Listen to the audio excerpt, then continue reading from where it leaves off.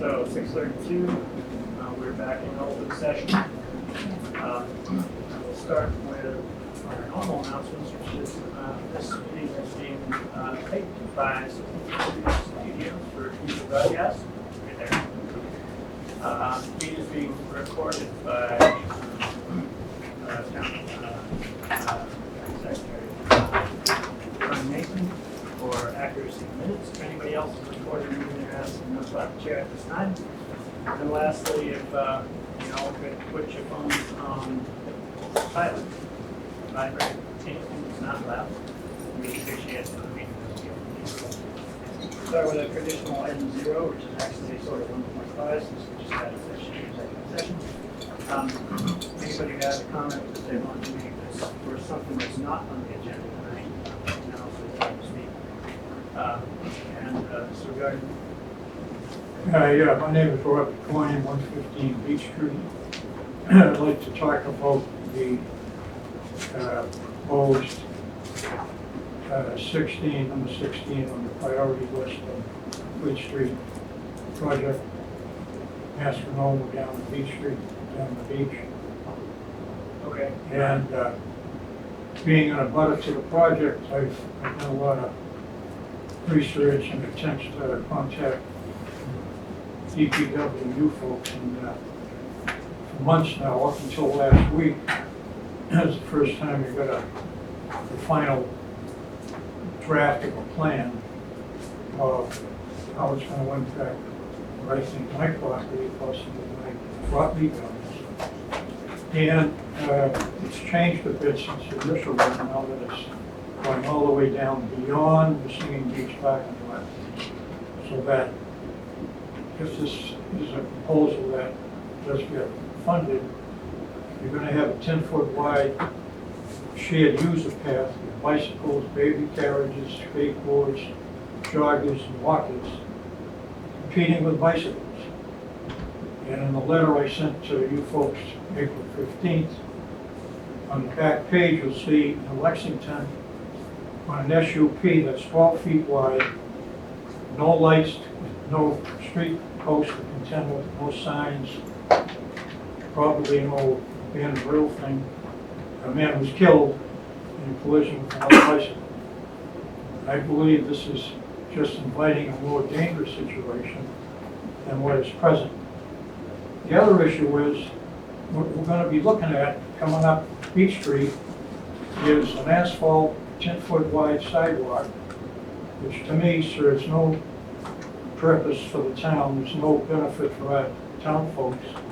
The idea is to accommodate bicyclists on the train to make it more accommodating for them to get to the beach.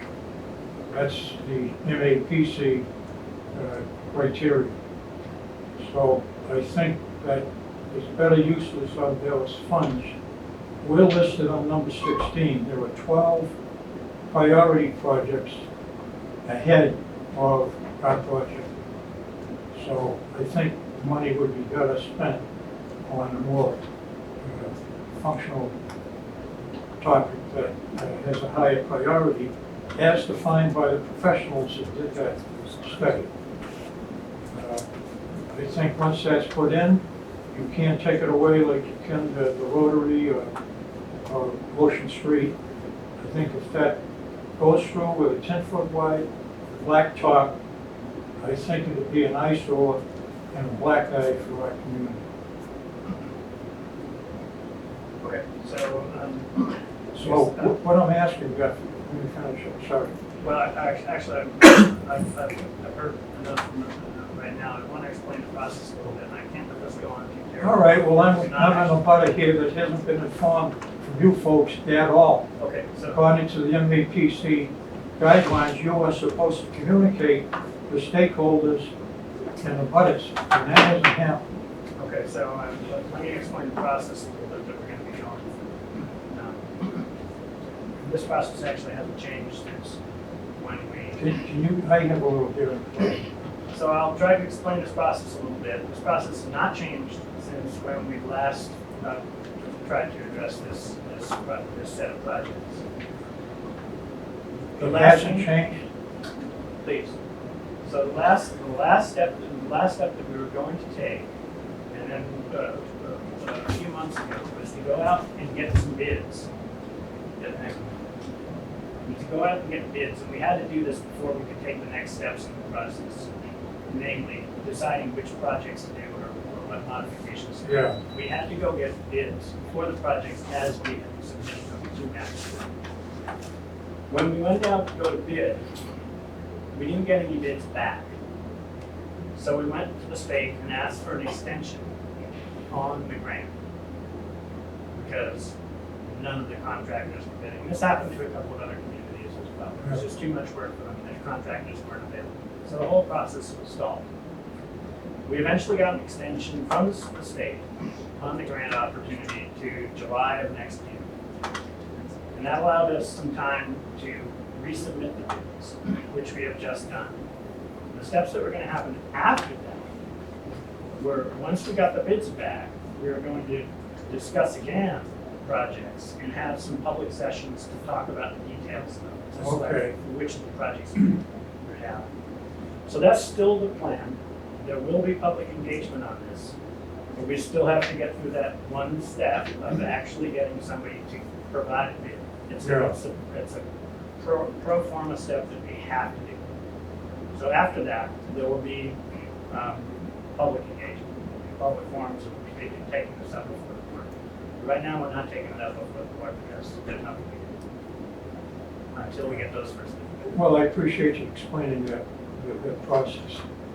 I just question in a way why we wound up number 16 when you had 12 priorities ahead of you.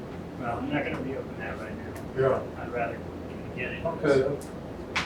I need to say it. Actually, give it a chance. Thank you. Yep. Okay. Anybody else have a comment?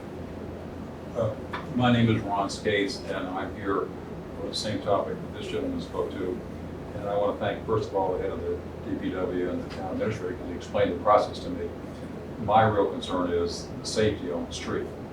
I think the street's too narrow, but what I'd like to know is to make sure, will there be a public notice when you have your future hearings so that we can make sure we're there? Yes, of course. Okay, thank you very much. Anybody else? Okay. I'm Gar Morse. I had written a letter to you. There was no one there when I dropped them off this morning. I just didn't know whether the letters got through to you. I got it mine as well. Okay, great. And that I am opposed to the downtown bump out plan for a number of reasons, but that letter explicitly outlines that. Okay. Yep, we got your letter. Thank you. All right. I'm going to move on to item 2 on the agenda, which is public safety legislation discussion and steps. So this is a relatively short agenda item. We've scheduled about 15 minutes of discussion here. This is going to be for us to talk about not making an actual decision on public leadership positions, but talk about the timeframes and that we want to address the police chief and the fire chief positions, and to discuss any next steps that we want to take with regard to scheduling how we're going to, what process we're going to actually undergo to pick police and fire chief. Maybe a different process for each of them. We haven't decided. So, Greg, do you want to? So we've been in a bit of a holding pattern because we were waiting for the results of the shared services study with Essex. So obviously in the interim, we have interim chiefs in both positions, both fire and police.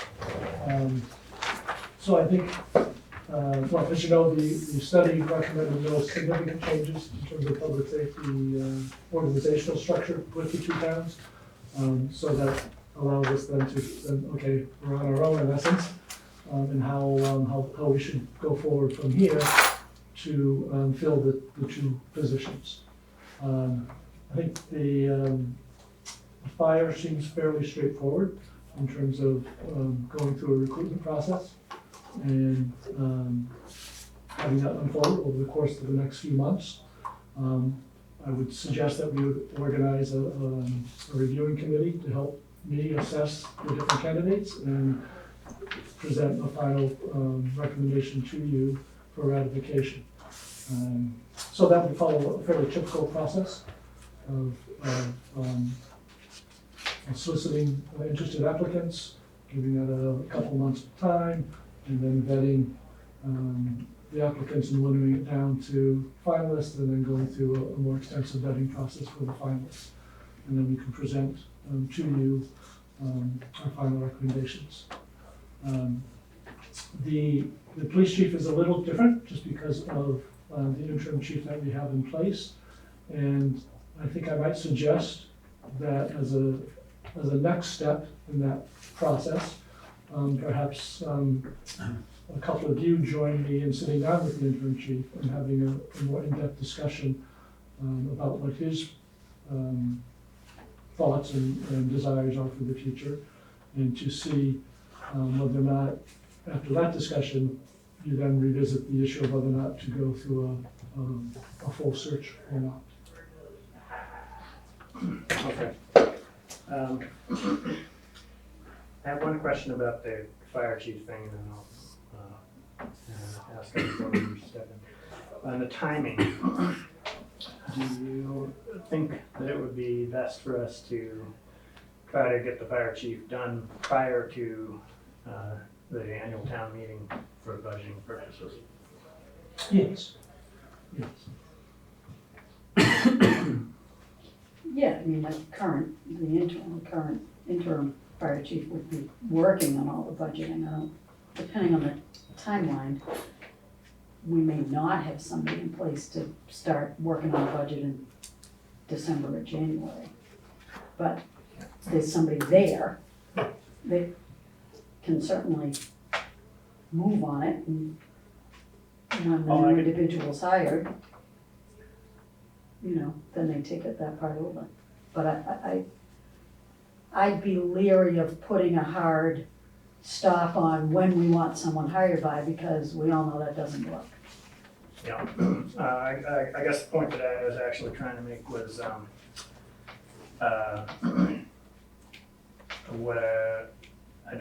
think it would be good if we had the salary information.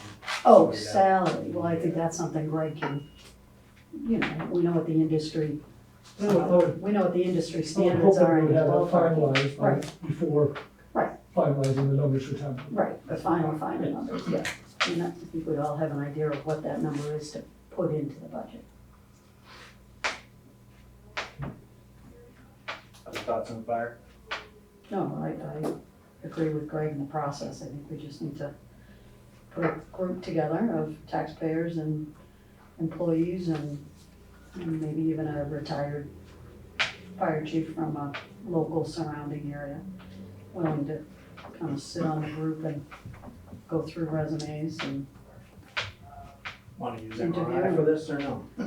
I don't think we need to use a consultant. I think we've been down that road. I think we have a pretty good sense now of the needs. My own opinion. I think they're gonna get the same, or we're gonna get the same resumes the consultant would get. Okay, anybody else? The other question is just, does the consultant provide an administrative value that we don't want consuming Greg or town resources as part of managing a search? Well, I think if you. I agree, Bob, I'm not sure the results are gonna be any better, but to move things along. Yeah, I mean, the screening process isn't just all the town administrator either. It would be the group of people to go through the resumes together, and if there's if they determine that they wanna do a small assessment center, that group would put that together. I think that's the only reason that a consultant could do that part of it for us, but I think we've had enough experience with that. Yeah, I don't think Yeah. we need a consultant to tell us anything new. It was Right. more just in terms of moving things along from a capacity standpoint. But If we we don't need one, we don't need one. We get- Great. folks around the table that can Yep. help us out and participate more than just sitting and interviewing, I think we can probably move it. Greg, did you have a recommendation on assessment center options for fire chief? So I think it's very helpful to do the type of assessment center. I don't feel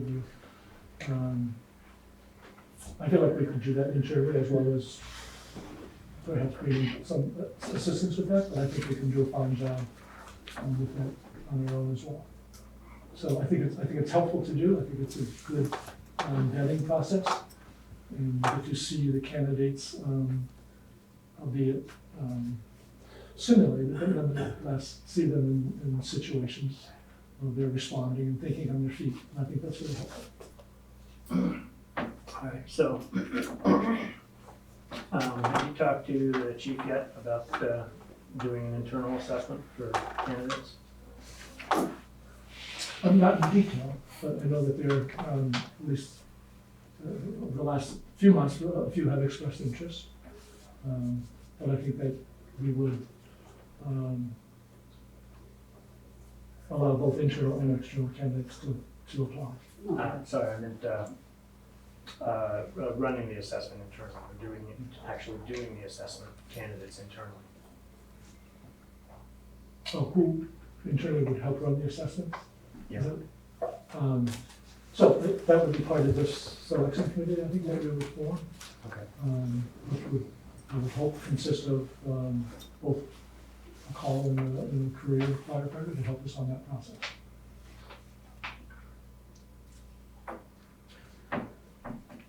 Jeff? It's my first rodeo with this pension system. Okay. I'm not sure how I feel about internal versus external assessment center. I mean, I can see not using a consultant for the whole shindig, so to speak. I guess I would like to put together the committee that we're talking about. This is the review team, and get a description for how the assessment would be done. And then decide whether or not to talk about having a consultant just for an assessment before we commit to doing it all internally. Just so that we have a good, clear picture of what we're going to get out of the review assessment. So, Greg, do you want to move ahead with putting together the selection team? Yeah, I'd welcome any suggestions, from citizens that you might have. But yes. Put a little flip in the paper Yeah. too.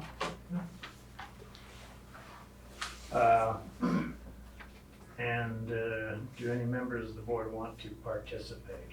Last time, I think we did not. Yeah, that's true, we didn't the last time. We didn't, we left it to the search committee to bring the candidates here to the board. Some of you sat through the assessment. Yeah. We did. Yeah. They had a very formal process, and that's one of the reasons why we did not step in. Well, I don't think it would have been interfering, I don't think that was the best way. That's not the best way. I choose to think we don't interfere. Yeah, maybe we shouldn't, maybe the candidates should come somewhat blind to us. I think it's still reasonable. Mhm. Yeah. Good. All right, so we will get an update on that in our next meeting and move ahead as time allows, hopefully aiming to get this sorted out. Should be something we could get sorted out before annual town meeting. Yes, absolutely. What's the advertising cycle in the Beacon? Like, if we just missed it, probably? Let's see, where are we? We're at the beginning of the month. Yeah, So we still have time to get. we could get it in for October. edition. Okay. Okay, and on the police side, comments and thoughts on Greg's suggestion. I think it would be valuable conversation to sit and have a couple board members and Greg with the interim chief now to just kind of get a sense of where he's feeling like the department is at, and now that we've gone through a relatively quiet summer and turning to look to the future, where kind of some of the things he's thinking about might help give us an idea of the direction we want to take. And some perspective on the intervening time. Absolutely. Yeah, it's something that I do. All right, so who from the board would like to be involved with it? Bob Turner is volunteering. Excellent.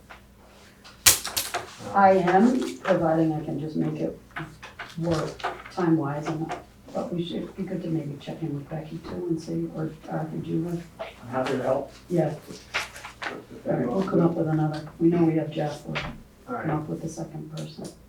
so I'll talk to Becky. let's talk to Becky. Let's ask Becky first. See if she wants to be, specifically wants to be involved in that.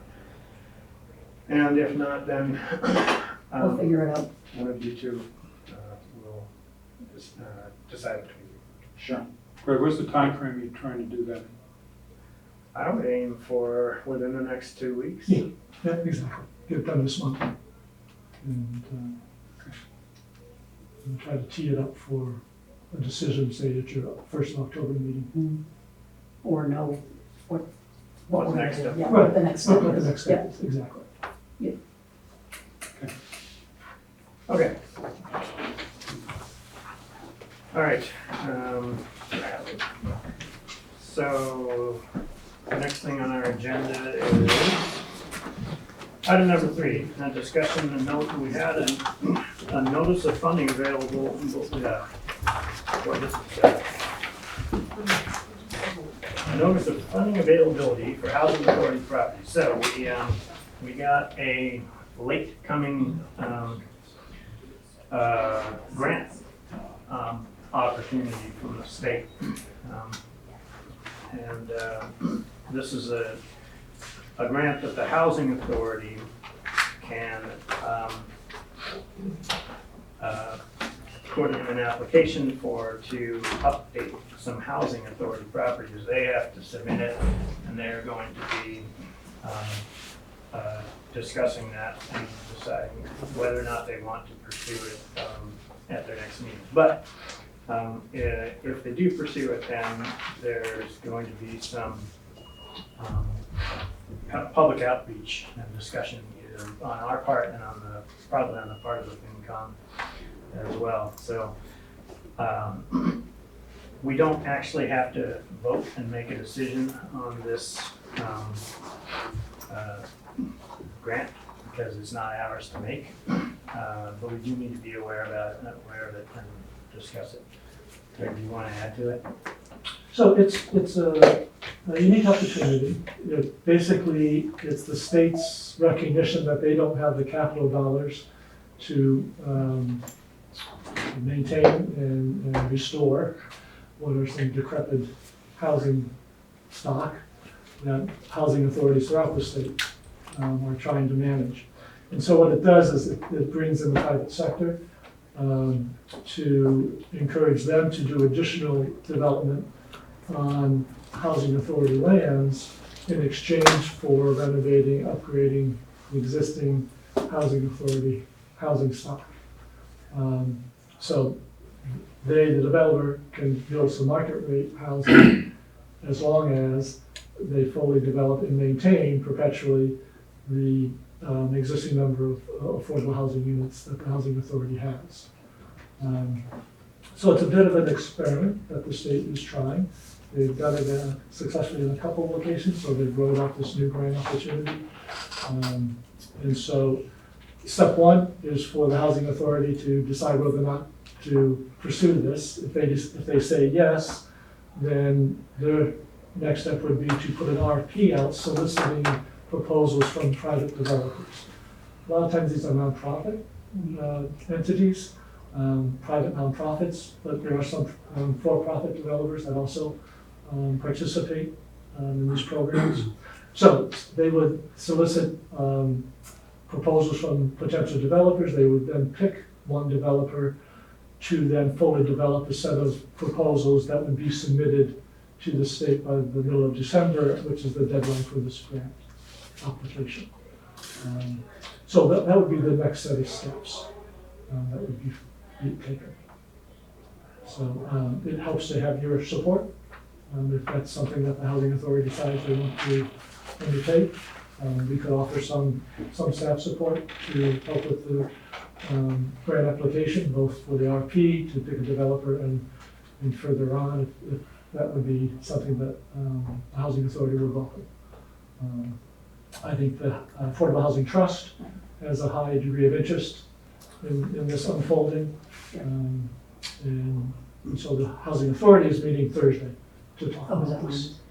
Yeah, I think important to note, members of the Housing Trust, Affordable Housing Trust, and a couple members of the Housing Authority spent time last December, I think it was, at the State House with our reps, Bruce and Brad, sitting down with members of DHCD and having these types of possible program opportunities, and it is one of the reasons why the grant was developed. The opportunities were developed and the I think they grant were application persuaded was by our written. predicament. They were very persuaded and very interested in looking at this from the small town perspective of trying to update what we have in terms of senior housing and try to create some more and keep it sustainable within the town. So kind of encouraging to think that they listen. Right. So Do we know what the costs currently are for repair needs and update needs I don't have a hard on the figure. 64 units that we have? Yeah, I don't have a hard figure on because it's that. all through the housing authority versus the town. So what the grant is offering is a grant of up to $80,000 per unit. Now, you're not limited to that, because the private entity can bring money to the table as well. But that is what the grant will provide. So for us, that represents, around $5 million. And there's opportunities for the Affordable Housing Trust to partner in the project as well, with some of the money that keeps getting set From aside. CPA? Yeah. Yeah, I understand that. And would be a great, I just don't know what the scope of the problem is. oh, Yeah, I can try to get a better sense of that. That maybe, I don't know if the Housing Authority has a clear handle on the total scope. do you know what time they meet on Thursdays? Well, we can look it up, because you might, I did. that's don't have it okay, off we the top can of my look, we head. can look it up, because it might be a good meeting for you to go to and get a little of the background from the Housing Authority. I know they've done, they have a list of needs, and they have some price tags to that. I just don't know how expensive the list is. Are they just looking at the next couple of years? or- Because it's a radical change in how affordable housing is administered in the town. Yes. And although there's a very new grant program, although it's been funded in other communities, perhaps a couple of other communities, we don't have any track record for how developers do with these projects. If the developer fails, then what happens to the projects? What happens to the housing that comes under this project, including what happens to the housing that was built by the developer on the projects. I mean, there's some complicated issues that are raised by this type of transition.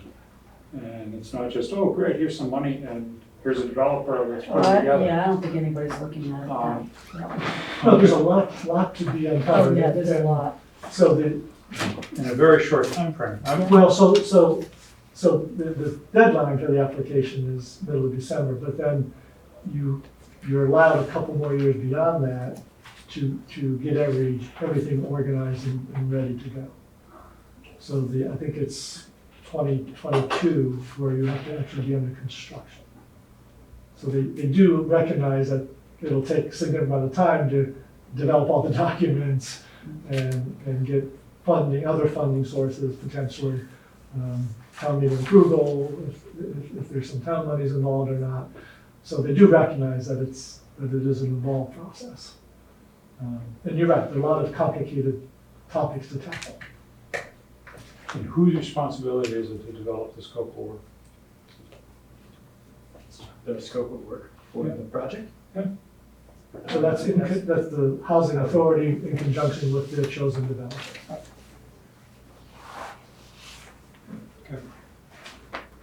And the grant application is fairly detailed in what needs to be presented.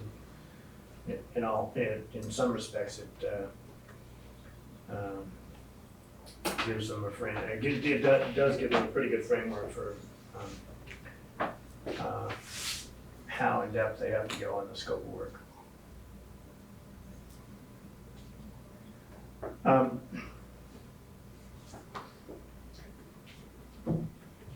So I think what we're trying to get to here tonight is, and obviously not a decision, this is just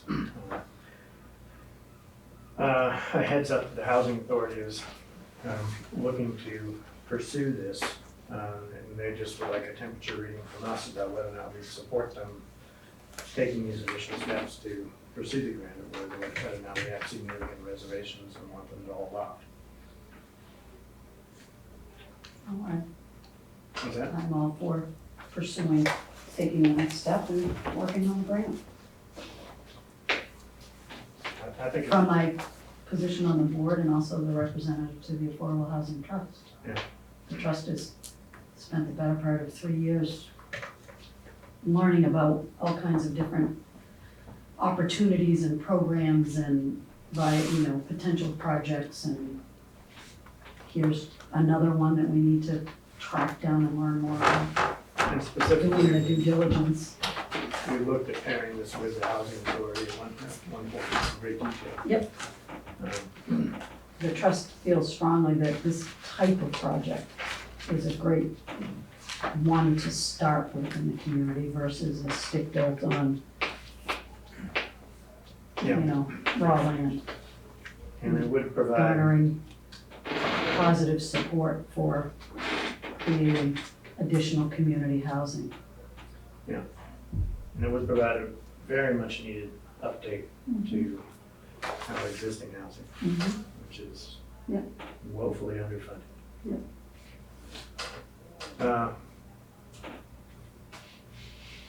Thoughts? Nice, I support nothing.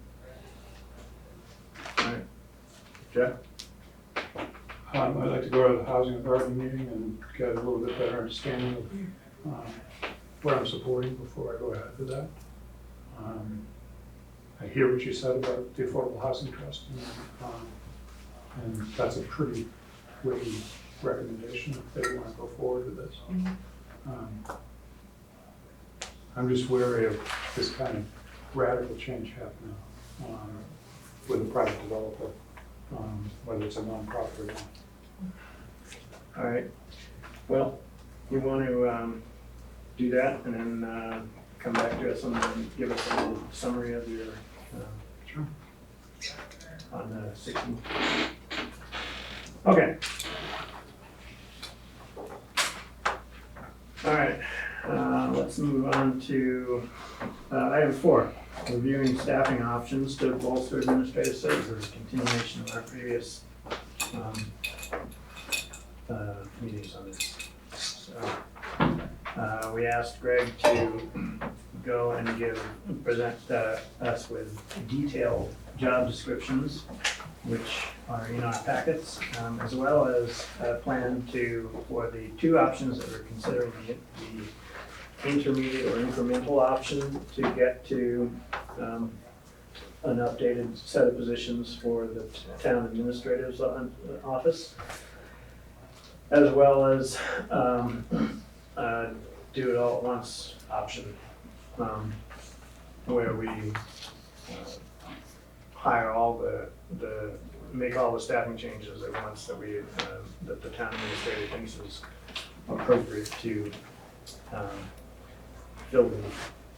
So, Greg, do you want to talk about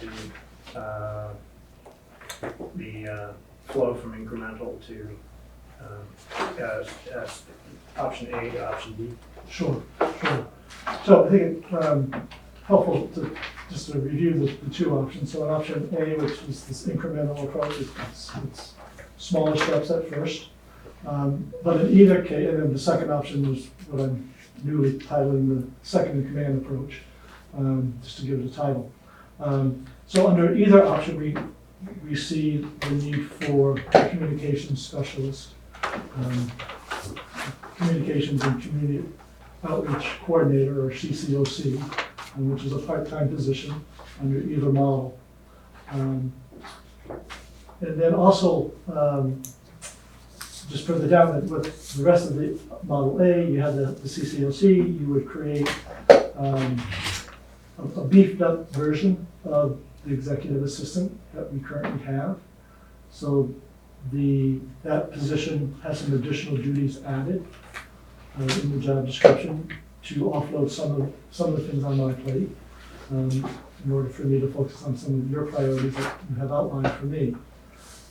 Primarily the long-range planning, both for facilities, capital, and just sort of programmatically town-wide. So to have that executive assistant position increase, we need to offload some of the clerical items that position currently has.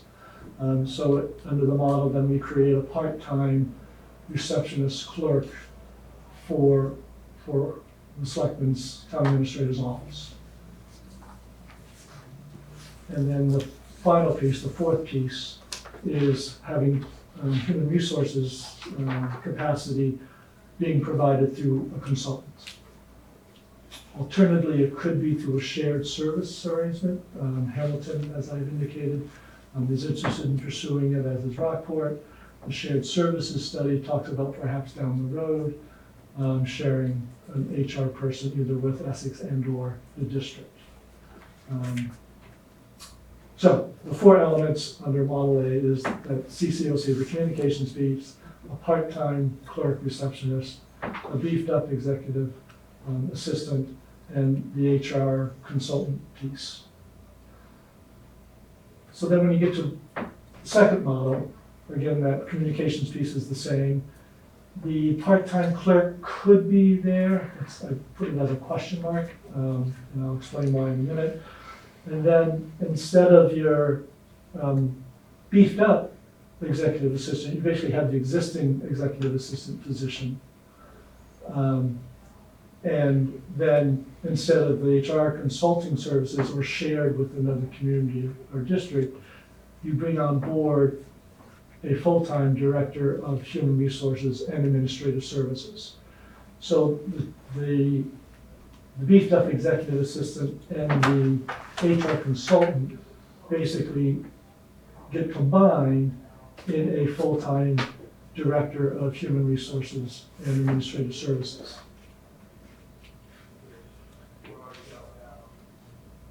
So you have, that's in a sense the main transition, if you will, from A to B, is those last two positions merging into one full-time director of HR and administrative services, and reverting back to the executive assistant as we have it today, with a question mark as to whether or not you still have a receptionist clerk trying to handle all the walk-ins and some of the more routine administrative duties. And question mark because A, the new director of HR administrative services could pick up some of the work that the boosted version of the executive assistant was picking up, therefore freeing up that executive assistant to do those clerk receptionist type role.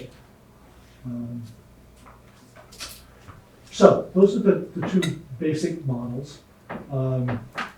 And as Eli said, provide a job description for each of those positions, as well as the existing executive assistant position that Sonia currently is occupying. So, pros and cons. The incremental approach is easier to do in a sense. It's not as heavy of a lift to bring on that new director of HR and administrative services. It allows us to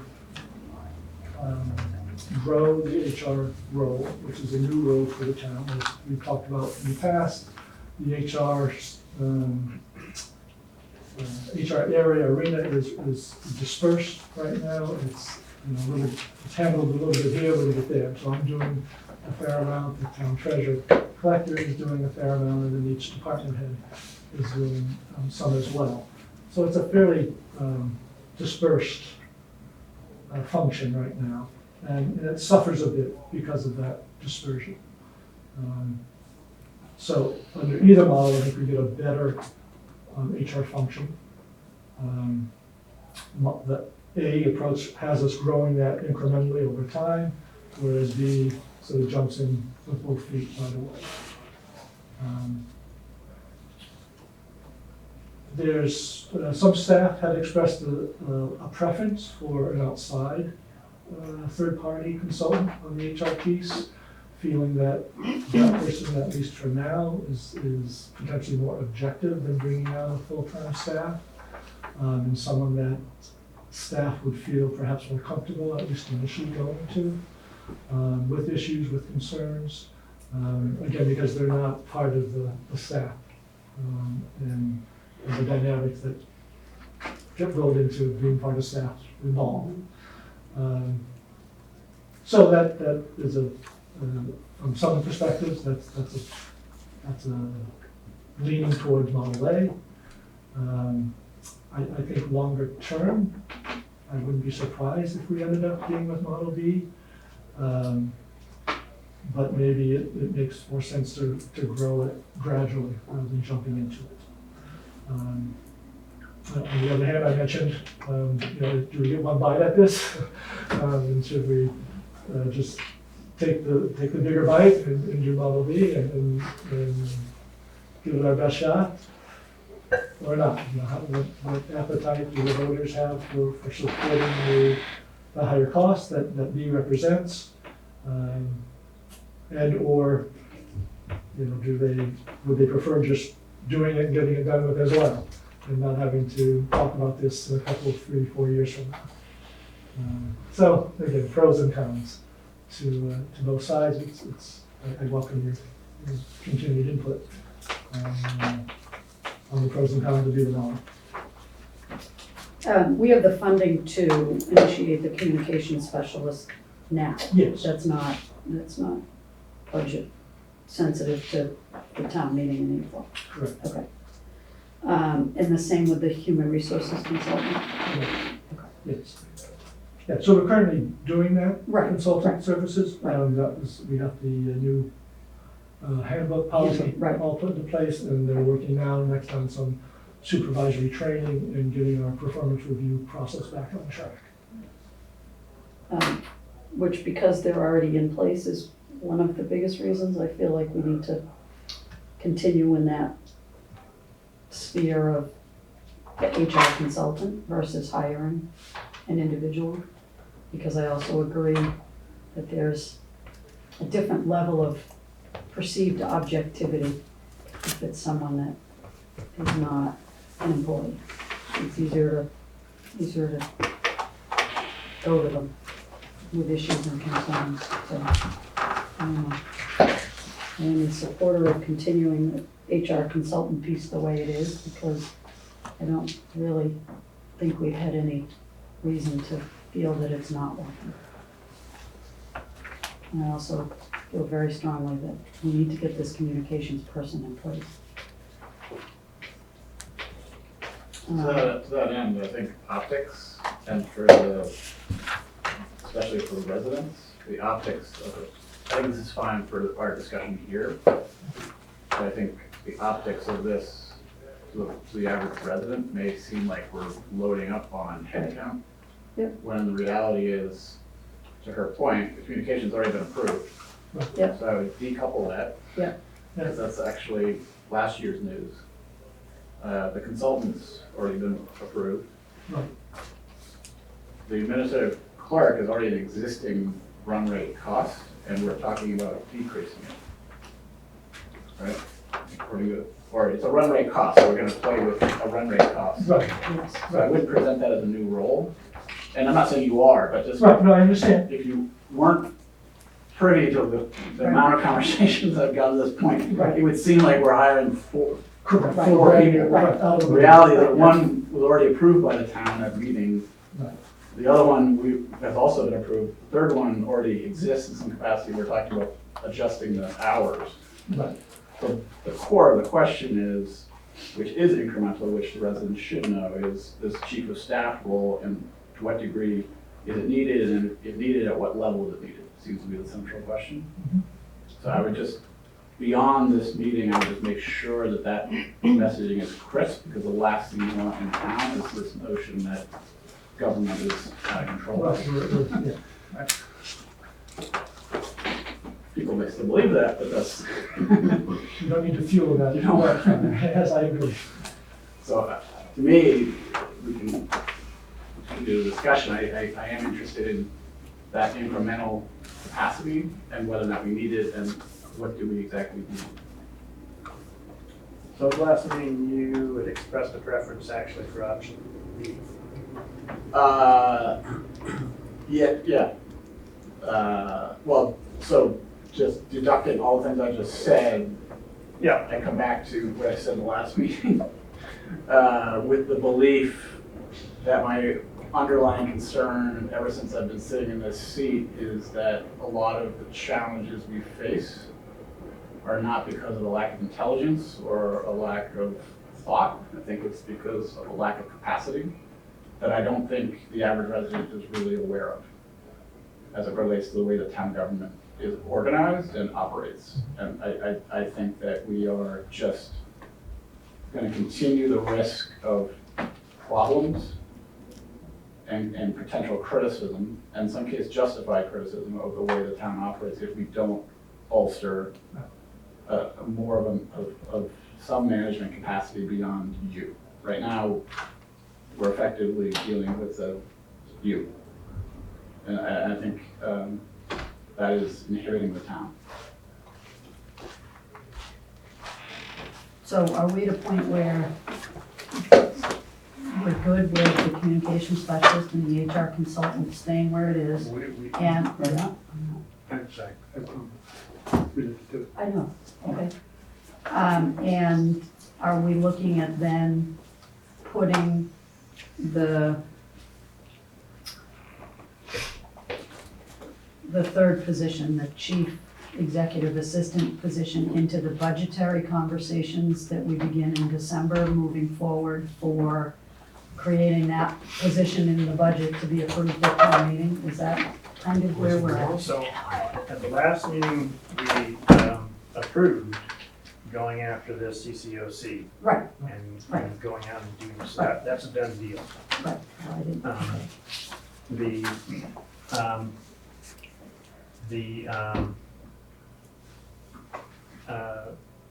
What I think we're looking at now is to give Greg some guidance, or maybe even make a decision about whether or not we want to support the incremental approach and put the chief of staff position in the budgetary concern plan, or the new second in command, which puts the director of H&R and add into the budgetary plans for next year. So Online? Mhm. Thank you. How, you've mentioned a couple of times, it was reported in our last meeting around shared services about the possibility of Rockport, Hamilton shared services for HR consultant. What's the time frame for doing something like that? So, both Rockport and Hamilton have budgeted dollars for a part-time HR person. Uh-huh. And Hamilton is ready to take the lead on hiring such a person to serve either 2 or 3 towns. So if we were to join in with them, so their vision is to hire a full-time person and divvy up that person amongst 2 or 3 towns. Okay. So timeline, by first of the year. Good. Because my question that follows with that is the difference between having, or comment actually, the difference between having an HR consultant and having a shared services HR person. And I think that that's a really important difference. You have somebody who's on board, at least as a town employee, to be shared among 3 towns. And I would be leaning more in that direction because the amount of services that you'll get for your dollar are greater with shared service.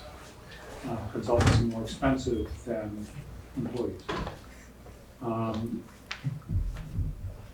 Coming back, and not to totally revisit the communications decision that we made last week, but coming back to that decision, at that time that we made that decision, we didn't have these detailed job descriptions. And I've gone over these job descriptions a lot to understand them and what's required of the positions. And I have a question about whether the administrative clerk and communications person couldn't be one person as a full-time employee of the town.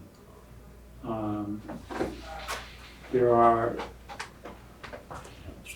was an ebb and flow to what a communications person would be doing. And certainly there's an ebb and flow in terms of demands on the administrative clerk. As far as the job descriptions and what you required in terms of background education and everything else, it was very similar in terms of the background and education, although the education would be different. You want somebody who knew and understood what communications are, and it's not just putting together a PowerPoint. So I have a question about consolidating that, which would give us one shared position, one consolidated position, and then something that falls in between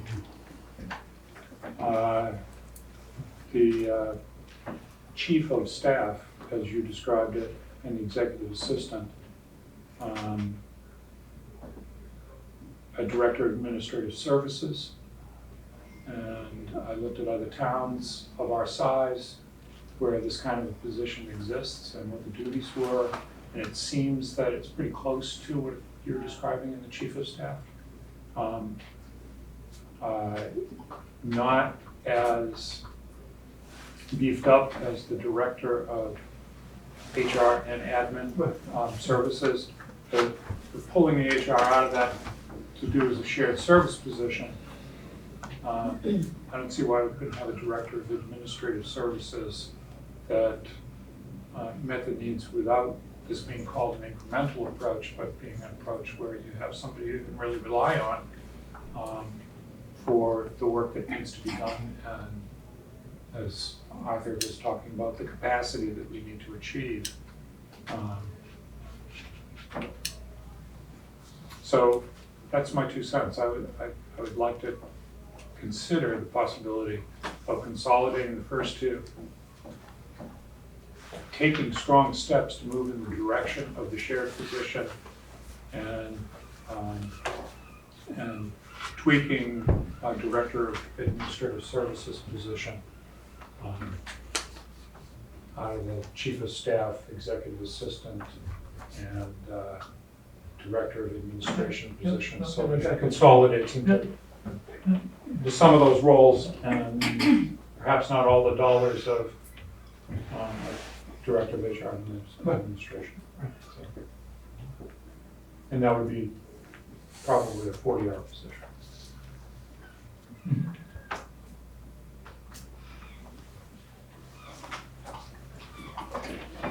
So,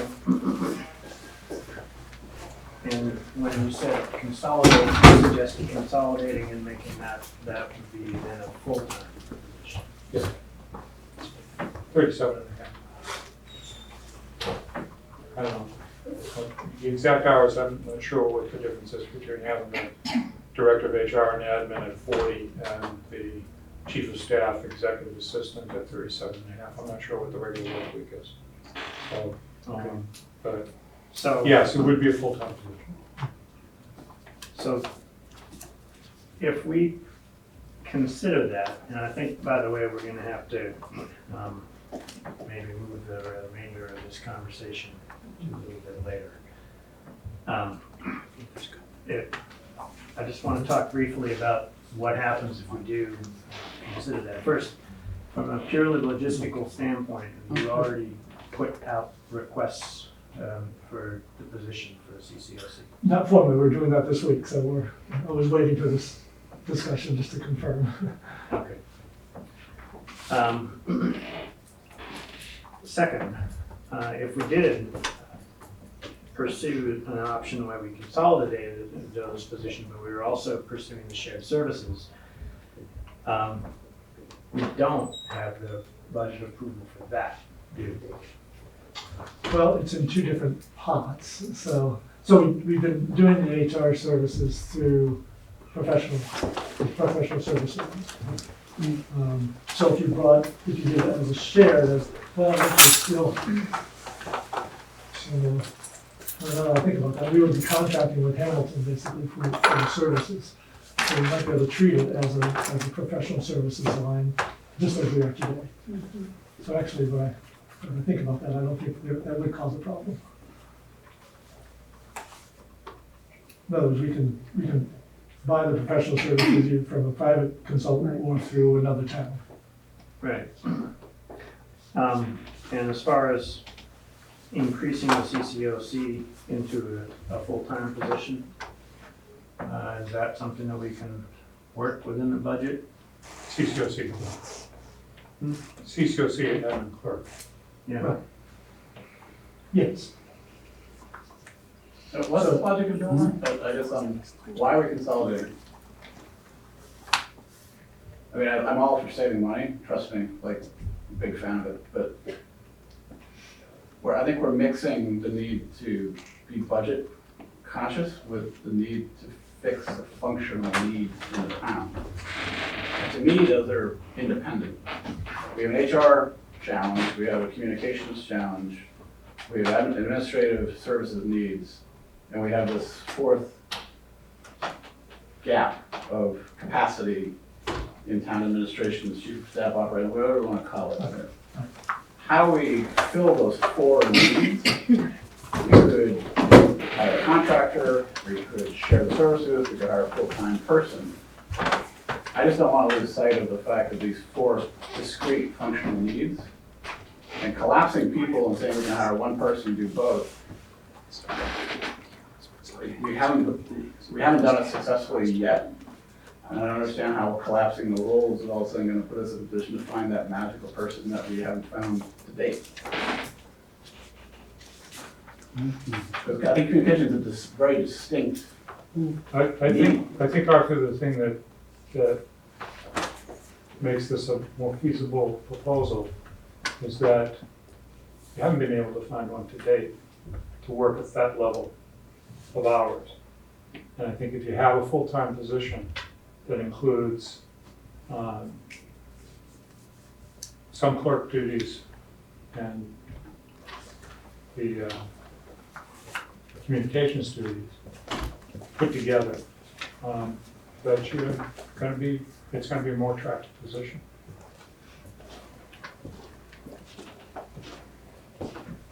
So I think the other potential advantage, And it's fewer people to do that. well, it's just the ebb, as you were talking about earlier, the ebb and flow of work.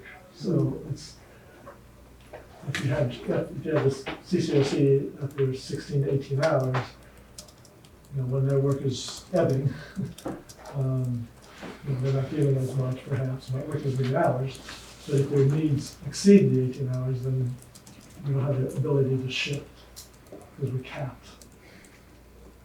Whereas this allows some give and take. You can make some arguments the other way around too, but nonetheless. I guess I don't understand why we're unwind a town meeting decision.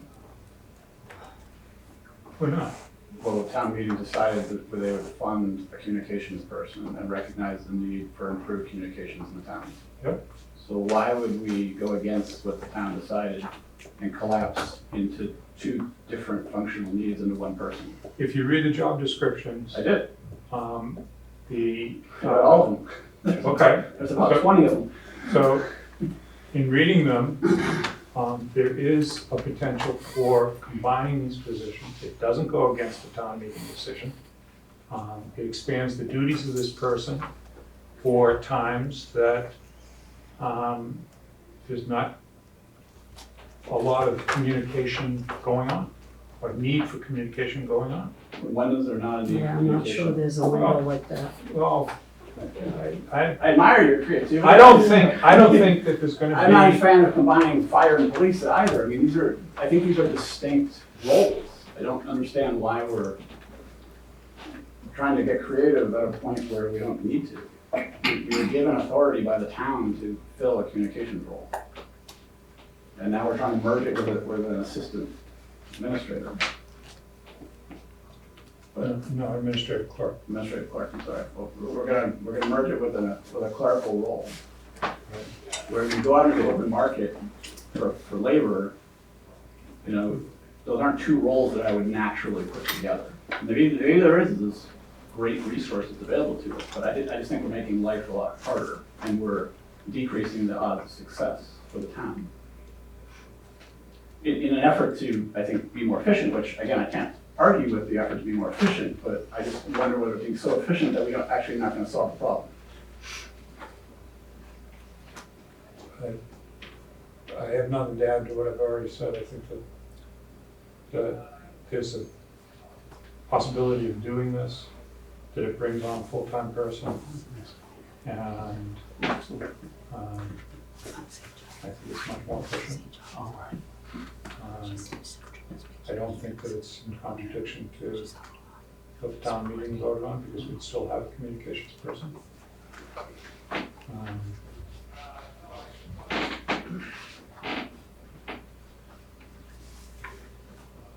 All right, so, To be continued. yeah, to After be the continued. conference.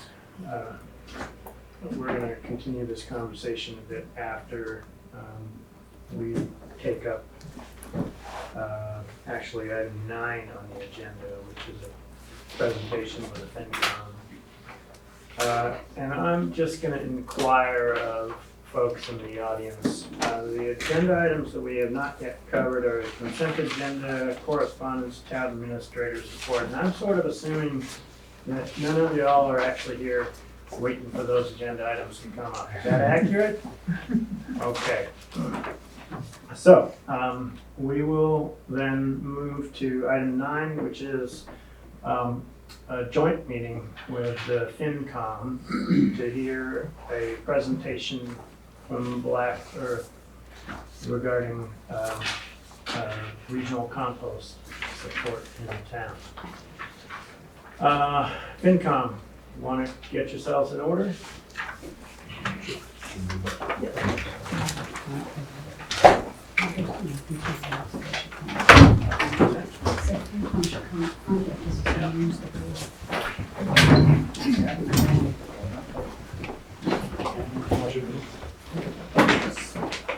If I want to see. Yes, you want to see. So we have a quorum, there's a motion to call the finance committee to order. Good? Quorum, so we're good to go. Okay. All right, so, the town received a $400,000 grant from the state to build a regional compost facility. Excuse me. And Black Earth, who have been doing our composting in town and then managing our compost site, have put together a proposal for implementing that at the transfer station, and we're here to hear some of the details of that proposal and some of the financials on it, and to see how we want to proceed. So, I think that Black Earth is up. So we have Andrew from Blackwood. I think we've had Andrew before us before. I've not been before the board select. Okay. All right. So Andrew Blackwood has been running. Have I? Thank you. All right. Let's try We're running 3 years for ago. Deborah, It was a that's while. okay. Anyway, Blackwood has been running our curbside composting operation since inception. And they have been managing the compost site over the last few years. And so they have been working on a proposal to move the operations and expand the operations to the old landfill, where the transfer station currently is operating. And with that, Andrew, I'll let you take it over. Okay, thank you. Thank you for having me up here to present to you guys. My name is Andrew Russo. I'm from town. Went to high school here, graduated 03, Eagle Scout with Troop 3. And I've been working on organic waste management for 14 years, since college when I was at UMass. And I've been with Black Earth since close to the beginning, which has been 9 years. And we've been working to expand the organic separation from the trash stream for really for Massachusetts. Because Massachusetts 10 years ago was first in the nation to say that, to put a food waste ban in. So Massachusetts is really pushing for this, and that's the reason I came back from the West Coast where I was in school for this, came back here because Massachusetts did that. So Massachusetts is pushing hard for this, and the reason is because they're not opening new landfills, they're closing, and they're not opening new incinerators. So soon the state's gonna have to be trucking or on train car the trash out to Ohio or elsewhere, and so they see this impending problem. So they've put in measures to separate organics, which are food scraps, out of the trash stream. So then there's less trash overall. And just so you know, organics makes up 30% of the trash stream. So, the town received a grant, as Eli said, and tonight is an important milestone to present the proposal that I've been working on in conjunction with the town for the last 2 years. So I'm presenting to you guys.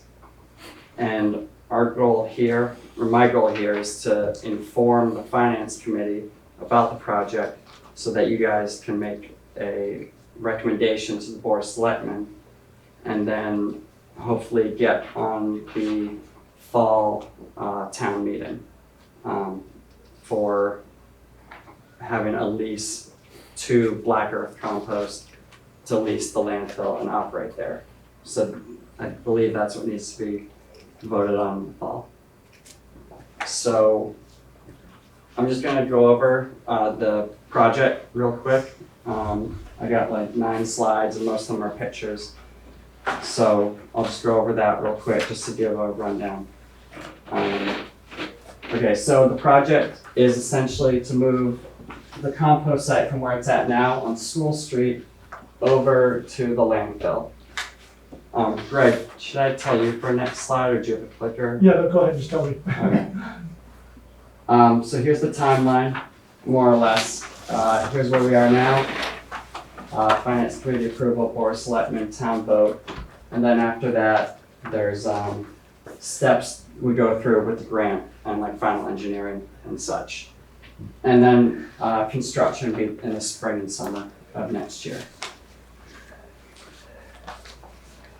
This is a drawing that CMA, the engineers, the town hired. This would be the School Street property. Once the compost site is moved to the landfill, this would be the area open for whatever the town wants to do. It's 2.8 acres. They recommended straightening up the road. Right now it's the steep curve, so they'd straighten it. And this property is right on School Street, great access to the highway. So you can do whatever you want with it. Shared services with Essex, if that's interesting. So that's this property. This is the landfill. This is the top of the landfill. This is the transfer station. And when I say transfer station, talking about where the residents go to dump their trash, recycle, metal, and other objects, TVs. This is a proposed new layout for the area. So we'll just stay here for a second.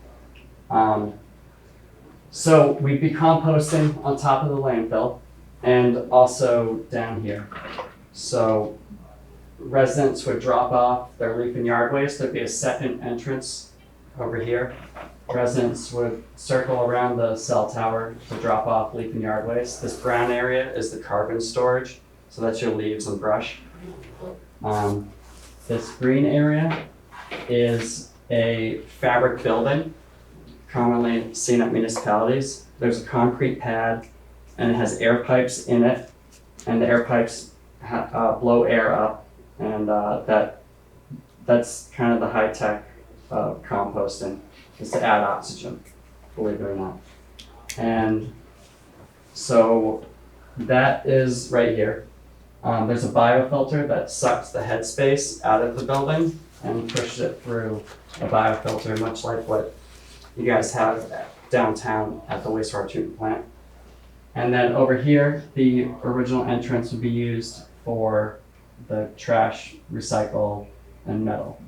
And this would be a turnaround there. So what we're doing is combining the two services. So there's nothing on top? On top will be the finished compost. So the initial stages would be inside the building. And the advantage to that is that when we bring in the food scraps, we don't unload outside like we currently are. We unload inside the building, mix it there with the carbon, put it on piles inside the building. And by the time the piles leave the building, just about all the food scraps will be gone. Hopefully all of them. And then they travel to the top of the landfill where they're finished. And that's where we screen the final product. And yes. You mentioned that the drawing out the air from the top, is that just for odor management? That's odor control, yep. So your peace sign or whatever, the black, is basically a conveyor belt, right? Yep. From the bottom where you initial processing to the finished product being brought up top. Yep, so material enters the building on this side, and it exits on this side and goes over here and travels on a conveyor belt up to the top. And there's a conveyor belt here that can rotate, and so it stacks different piles, one for each week. And there's more air on it at that point. But the big upgrade to this whole system is that the most difficult part is now inside the building. And that's where you get the most odors. That's where you get the most attractant for birds. So that's our goal there. Are you talking about taking the existing space available at the transfer station and adding the drop-off for leaves, et cetera, and adding a building and having the existing drop-off space without any additional space? No, Okay? because there is additional There is space. additional space, right.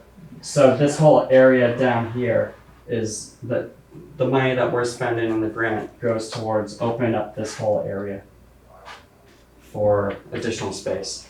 Which is beyond the cell towers. It's between Pine Street and the current transfer station and the cell tower. Sometimes. Right, but now the cell Yeah. tower, the metal is right next to the cell tower today. Yeah. The other stuff is to the right of it. The transfer station is right there. Yeah. And I don't see how you have space for a building It's and currently drop trees off. and rock. drop off of stuff. You're right, it is tight. Okay, And this is true. And so the transfer station, the area for that will be less by about a third or so. And to combat that, we're thinking of having more hours open. because I've been there and I've been 8 to 9, just Yeah. to get into the space. Yeah. We think because we're running it, we can More hours. expand the hours and Yeah. do different hours. Yeah. Because I'm not sure that 9 to 3 is the best for everyone. Right. So I figure we could poll people and see what they want. But it's true, it is smaller for the transfer station. And another part of it is that we're gonna be operating the transfer station, like, we're paying to have the guy there to, manage the people. And my hope in time is that we can expand services there and like electronics. I'd love to see that collected, but that's a whole other thing. Just trying to do one thing at a time. And over the years, we can improve that potentially. So Black Earth would manage the whole site. That's right. So this, the space that you're using for drop off and for doing the initial composting, this would be a regional facility with expanded capacity for other communities to deliver their organics here as well. How does that space compare with the space that you have at the School Street site right now? I feel like my memory of this site is actually much smaller footprint than what you have available to you that you're working with. I think the increased footprint is up top. Okay, for the finished product. Yeah. Yeah. So the initial stage we do down here, get it through that, and then get it up top. So your initial piles at School Street are currently smaller than what you can handle at this new proposed location. Yeah, but the other thing to keep in mind is that they'll move through the system faster Why is that? because they're receiving air from underneath. Okay. And so Controlled by both water and air, right? yeah. I mean, as much credit to the system we've developed, but like it's built off solar panels, big battery bank, and blowers. Yeah. And it does its thing, but this would be a lot more effective. And will you have more space to drop off yard waste? Because we used to have more space at School Street and that's been compacted significantly. Yep. Yeah, so it'll be about the same that you have right now at School Street, except that you'll also have more space going back because right now at School Street for the brush and the leaves, it's a very small area to like stockpile them. And so that area is increased significantly. How are you, where is the pickup for town issued compost? Town issued compost. It would be somewhere along this area. So you'd have drop off and pickup in the same loop? Yep, yeah, and people wouldn't be constrained to the road here, they'd be able to go into the brown area. So I don't know exactly where the pickup would be, but it'd be down there. And then how are you gonna, and where's the transfer drop off?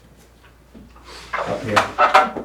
And So- if you have, just out of curiosity, if this is a shared facility, but the transfer is for Manchester residents only? Yep, and the drop off is Manchester residents only. So only Black Earth brings in outside compost. Oh, yeah. Oh, okay. it's It's not a regional drop. Okay. All right. Yeah, Okay. So it's only Manchester residents that would be going into this facility? yep, Okay. and like landscapers that we contract with, just like we do now. But I have them come in on different days than it's open to residents. So this facility has sort of a capacity to handle the Manchester residents. What added capacity is it having to bring in others? I mean, is it 50-50 or more? And how, at what point do you cap that level of activity? Yep. So for Manchester residents, like you're talking food scraps? Right. Yeah. So food scraps, if we bring in 5 tons of Manchester material, then we bring in like 45 tons of outside material for the composting part of it Per month? per week. So we're about Fees. 10% of this operation, Yeah. if you're thinking about it. Yeah. Okay. And that's really how we're able to provide all the savings and all the benefits is by being able to manage outside. Like that is the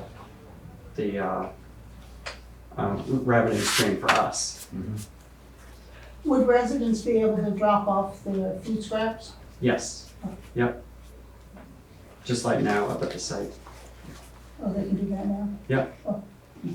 And right now, that, your example of 5 tons a week from Manchester, so that's about what, 25 to 30% of our residents Oh, that you're picking yeah, up? so if we pick up from like 700 households right now, so it's like a A third. third, yeah, Yeah. okay. So if that were to, ideally, that would double. We've had 2/3 of our residents Yep. composting. So as that ramps up, you would ramp down Yeah. external, if you will, Yeah. collections. Yeah, so the second half of your question, which I didn't answer, is how much can we bring in? And that's based on how the materials is coming out.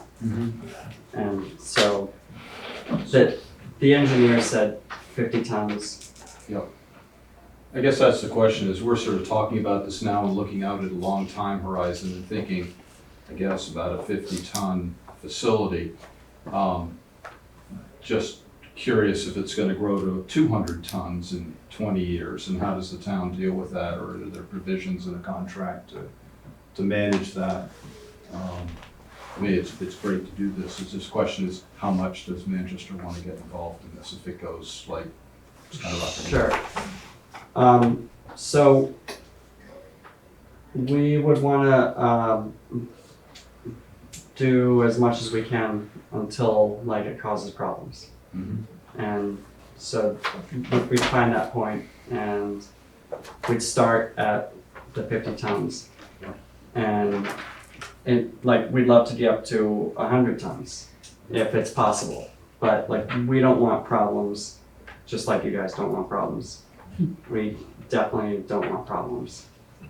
And another part of this proposal is that if there is excess, then we have an outlet, which is to fill it into a larger truck and send that out to like another facility. Like there's anaerobic digesters on farms nearby that can take 100 tons per day or more. So that's a key outlet and a key part of the proposal to like prevent problems or to help us manage quantity. So in that event, you would become a transfer for organic Yeah. to the digester? Yep. Would the drop-off area be less mucky than it is today? Yes. I want it to be graded A away. technical term, isn't it? Yeah. Having to send your car out to be detailed. Yeah. Part of the problem now is like the brush pile is at the highest point on the site, and that holds water and then it slowly lets it out. And so it's at the highest point of the site and I can't reconfigure it. So I want to configure it so that like this road is the highest point and it slopes back. Who owns the conveyor belt, and what's the service level agreement on that thing operating? We own it, we service it, And what happens if it goes down? we buy new. And what happens with the stuff that people are bringing and the ability for you to meet the requirements of the service? That's where the transfer option comes in, because then we can send it out. So is that your fallback in the event that goes down? Or anything goes down. We also have other compost sites that we can bring stuff to, so that's another fallback. Is that covered in the room? Well, so it would be, as part of the new, we have to craft this agreement if this is going forward. Andrew, are you dependent on what you've produced being sent out to different stores or individuals, the final compost? And if that increases by a lot, is there still a market for what you're producing? Or doesn't it matter? Or You what mean, happens when you make the final compost? Because currently you sell it or give it to surrounding area, right? So yeah, if that was to double in terms of what you're producing, is that an issue or I don't think so. I shouldn't think be? the organic lawn care is just gonna keep going up. Like Right. people putting it on their lawns in It place will of, encourage it, in fact, it should do. yeah, we're Right. trying to like leverage our collection customers to get them to switch to organic lawn care. Okay. Which is essentially spreading compost on the lawn. Will residents Take be it able to? away and you bring it back. You could do it yourself. I'm not complaining about it, I think it's a fine model. The reorganization of the transfer station components, what process have you gone through to vet that? Is that just you moving around based on measurements so far? Have you, Yeah, Chuck, have you both actually gone in there and looked a little bit more carefully at the potential traffic flow and the mechanics of how cars will navigate that, cars and trucks? No, Yes, there's more work that needs to be done. yeah, that's all me. I've measured it and I measured where the residents have to put in like the access points and for trucks to pull it out. So yeah, that is an open question. But I don't think the town wanted to spend more money on engineering until this meeting. Yeah. And the fall vote. Now, Oh. sorry, go ahead. Have you considered moving the actual drop-off for all that, the 4 black shapes? Yeah. To the far side of that traffic flow, or reversing the traffic flow? So that the problem that you were talking about being stuck out on Pine Street, is less of a problem, so the traffic could be off of Pine Street? You mean like putting these over here? That seems a lot more complicated now as I was looking at it. If you reverse the traffic flow, then traffic would Oh, yeah. come up and go around and then drop and then go out. Yep, that's a great idea. So then you have more, Because you have standing room, more flexibility in that respect. Also, Andrew, where's the access for the organic waste that you're picking up and bringing in? It's through a door here in the building. Sorry, the building's hard to see. But it'd be right here. Does that require another, I'm gonna be really strange about this, another curb cut? Another way of accessing that? Nope. No, that'd be through here, because you'd be able to drive along here. Okay. Yeah, and this curb cut is no longer necessary. So there's only one new access point. And where is that in relationship to the current access point? That's before you hit the curve? Yep, before you hit the curb. Yep. Greg, do you perceive any permitting issues? Well, so there are wetlands, Yeah, and buffer that's zones, so there are some hurdles. Bullfrogs in that water. Right, so there are Yeah. some hurdles Yeah, to overcome. okay. So, this needs to go to the next level of design, Mm, to get to those kind of details okay. and to get through the permitting bodies. Is there an emergency response review? Is there water out there in case something goes up in flames or there's an There's accident? hydrants This along the this road. happens. Are they, that's great, but are they in that facility? What happens if there's something set back? Or if there's something deep into the facility, is there a plan for how that's gonna be addressed? That's a good question. I don't have the answer right now. There's currently not water on site, however, it's very close because it's proximity to the treatment plant. Yeah. So that would be another piece. Can emergency vehicles get in those roads, like if there's something, someone gets caught in a conveyor belt or something like that, can you get, oh, it's actually kind of serious. Great. Yeah.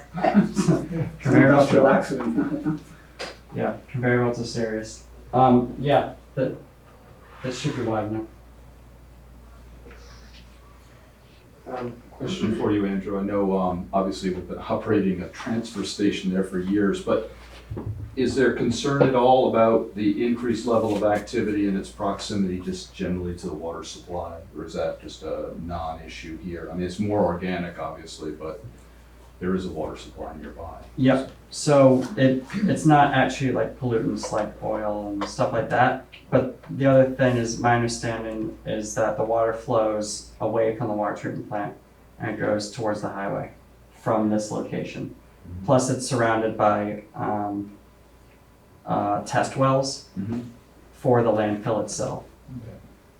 So I think the landfill would be a greater concern. It might not be visible on that plan, but there is a stormwater retention element of this whole redesign or redevelopment of the site. The lease. You talked about us doing that at a fall town meeting. Is the vote on a lease a prerequisite to you being able to move forward with your next steps here? That would be a Greg and Chuck question, but my understanding is yes. I think the DEP wants to see some sort of approval. I was wondering about because you brought on some private equity for your Yeah. part. And I was wondering if your private equity had some requirements about what you had to have in order for them to continue to put their money. No, they're not putting any money towards this. Are you talking about the loan? So we got a loan from the DEP also, the recycling loan fund, so they are aware of the project. So really, I think the next step is more serious engineering. And I think Chuck and I would be reluctant to spend our money on that engineering until we get a positive vote from the voters that they're willing to entertain a 20-year lease, which is what Black Earth is requesting. So in my mind, I think the sequence is both bodies here think this is worthwhile and presenting it, it's worthwhile to put it on the town warrant for the fall town meeting. We have that vote. Assuming that vote is positive, then we dive into the engineering details, which is the town dollar contribution to this project. As part of the grant match requirement. And then that takes place over the winter in the permitting process. And then when it comes time to construction, that's when Black Earth is drawing their equity loan to match the grant loan to build out the rest of the project. Because the grant is doing about half of it. Yep. And I have some questions on the financials. Okay, there's two pieces. One piece is, I think, indicating we're gonna say 15,000 a year by them managing transfer center. And my question would be, is our intention to reduce the DPW budget by that amount, or are we not really incurring those savings to the taxpayers? No, that would be a savings. So we would reduce the DPW budget. Right, so we currently have a line item in the budget for transfer station operations.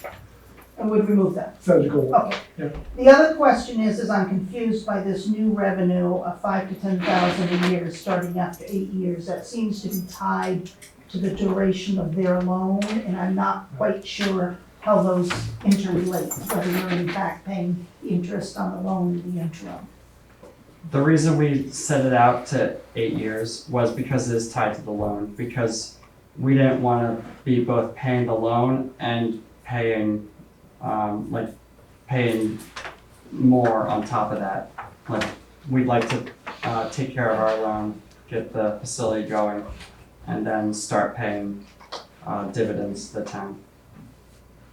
So we're in effect, in that 8-year period, subsidizing a portion of the loan payments you're making by not receiving the revenue?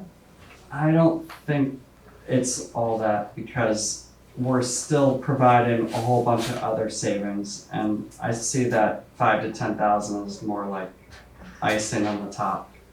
Like, I think we're providing a lot of savings to town by the reduced cost in the hauling service that we're managing the compost site. Managing the transfer station. Yeah, so the alternative scenario is if you didn't do this and you had like a waste management company come in and provide your collection service. So they quoted you guys 90,000 per year to do that. So 90,000 per year plus running the compost site is 140,000. And so that's compared to the scenario that where we have, like right now, we're arguing that we're saving the town $10,000 or like generating a net 10,000 right now. And so if you compare those two scenarios, there's a big gap. And so we're already providing that. And that 5 to 10,000 at the end is, after 8 years, is kind of icing. But today, we could eliminate the collection of food waste. That's not required by the state today, correct? Today, that's right. But our tip machines would go up. Or, I mean, you say 10,000 for tipping fees, but a large portion of it would go into the sewer. And I don't know what the cost of that is. My stuff would go into the sewer if I wasn't putting it out at the curb. Some would go there, some would go in the garbage. Yeah, it would be a Sure. Yeah. Part of this is getting ahead of what the DEP is going to do. Yeah. Like that, it is going to be required at some point. And so it's like getting ahead of it and having your own capacity and profiting from it. I think it's a pretty forward-looking kind of an option for the town to consider. I think it's very wise for us to be thinking about what the costs might be, including where might the costs be going over time, your pickup fees and what are the impacts on your business for, what those costs might be. But it's a service that we're going to require to some degree going forward anyways. It seems like a pretty good option.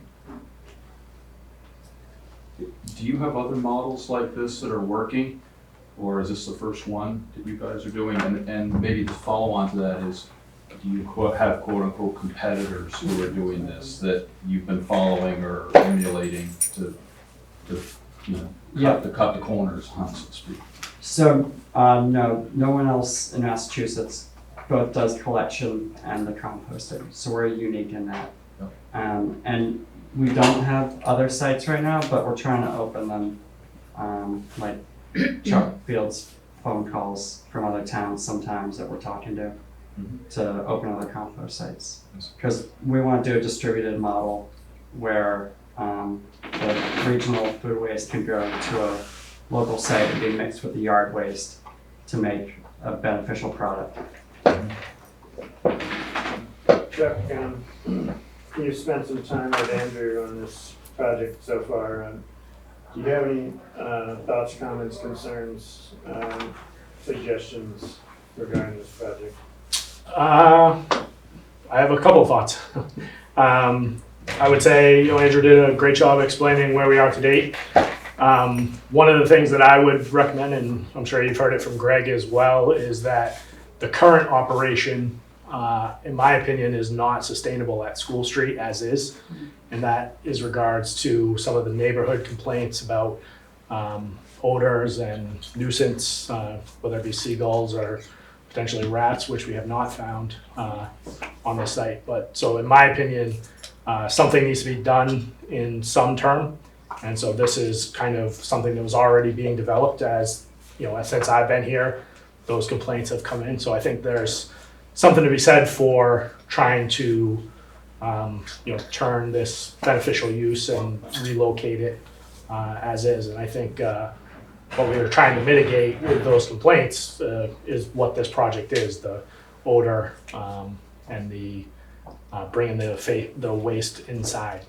So I think that's something that Andrew might not have hit on that I think is a very big part of this project. I think from a project point of view, we are very lean in available space. So we are certainly putting a lot on this one site. And so I'm just, looking at the potential construction and duration, and there are a few shoes left to drop before we get to an operable site. So that's why I think it is pertinent for us to start getting that further engineering that will be required in very short order. So I think that's kind of a reason I want to either see this go forward or be other input, I guess, to take. I think those are my main concerns. I guess one other thing, as Andrew alluded to, but something that Greg and I are going to be meeting on next week, is our current trash goes to Wheelabrator. And as Andrew said, they're not operating or opening any more incinerators. Just a couple weeks ago, the incinerator in Saugus was on the news for all sorts of different complaints. And I'd say our cost to dispose of that weight is going to go up tremendously next year. So we're already seeing issues with this and our budgetary concerns. So if not food scraps, then something else. So this is something that we've already moved this far. I think we need to continue looking at that. This is certainly the kind of low-hanging fruit to divert some of this weight. So I think those are just kind of my general thoughts. If you have a specific question about any aspect, I'm happy to talk about that. I do have a general question, just kind of looking down the road and knowing, the sort of permitting hurdles to be had, whether there's, what are the options if this particular layout doesn't, get traction, if, Concom, sort of says, sorry, no way. So we did do, part of this conceptual design that you see in front of you, we did a couple of alternatives for the site and general layout. One iteration of this that you're seeing now that hasn't been vetted, I guess, is the moving around the transfer station, which we talked about. But in general, we did flag the wetlands, we did do borings as part of that conceptual design. So we know kind of where those traps are and we're trying to design around them. We certainly have to go to Concom. There's also a piece of that land in dispute that's being cleared that may or may not be owned by Manchester Essex Trust. So there's an element of potential land swap or some other buying that we're working on. My last conversation with them was that they didn't think they owned it, so that could be good. But the deeds weren't quite clear. So I guess that's where I see that heading. DP is certainly in favor. They've given us a grant already, and apparently they've given Black Earth a loan. So in terms of moving around or relocating the transfer station, they're actually more in favor of this layout, keeping the transfer on site, because moving a transfer station is a permitting requirement in and of itself. So they're not looking to reinvent that, especially in our current timeline. Other than that, they've been receptive to putting additional load, if you will, on top of the landfill cap and all of those types of things. Something you may not have been able to see in the plan, or if it's not in the report that you guys have, we'll be adding a lot of material on top of the landfill to protect the cap, so that we're not in danger of hurting any existing infrastructure that's there. So I think we've checked a lot of boxes on the permitting. We just haven't actually gone to get the permits. Done a lot of work. Thank you. I have one other suggestion too, if we're talking about trying to eliminate trash waste, is when we did the plastic bag ban in Manchester, we lost the ability to recycle plastic bags.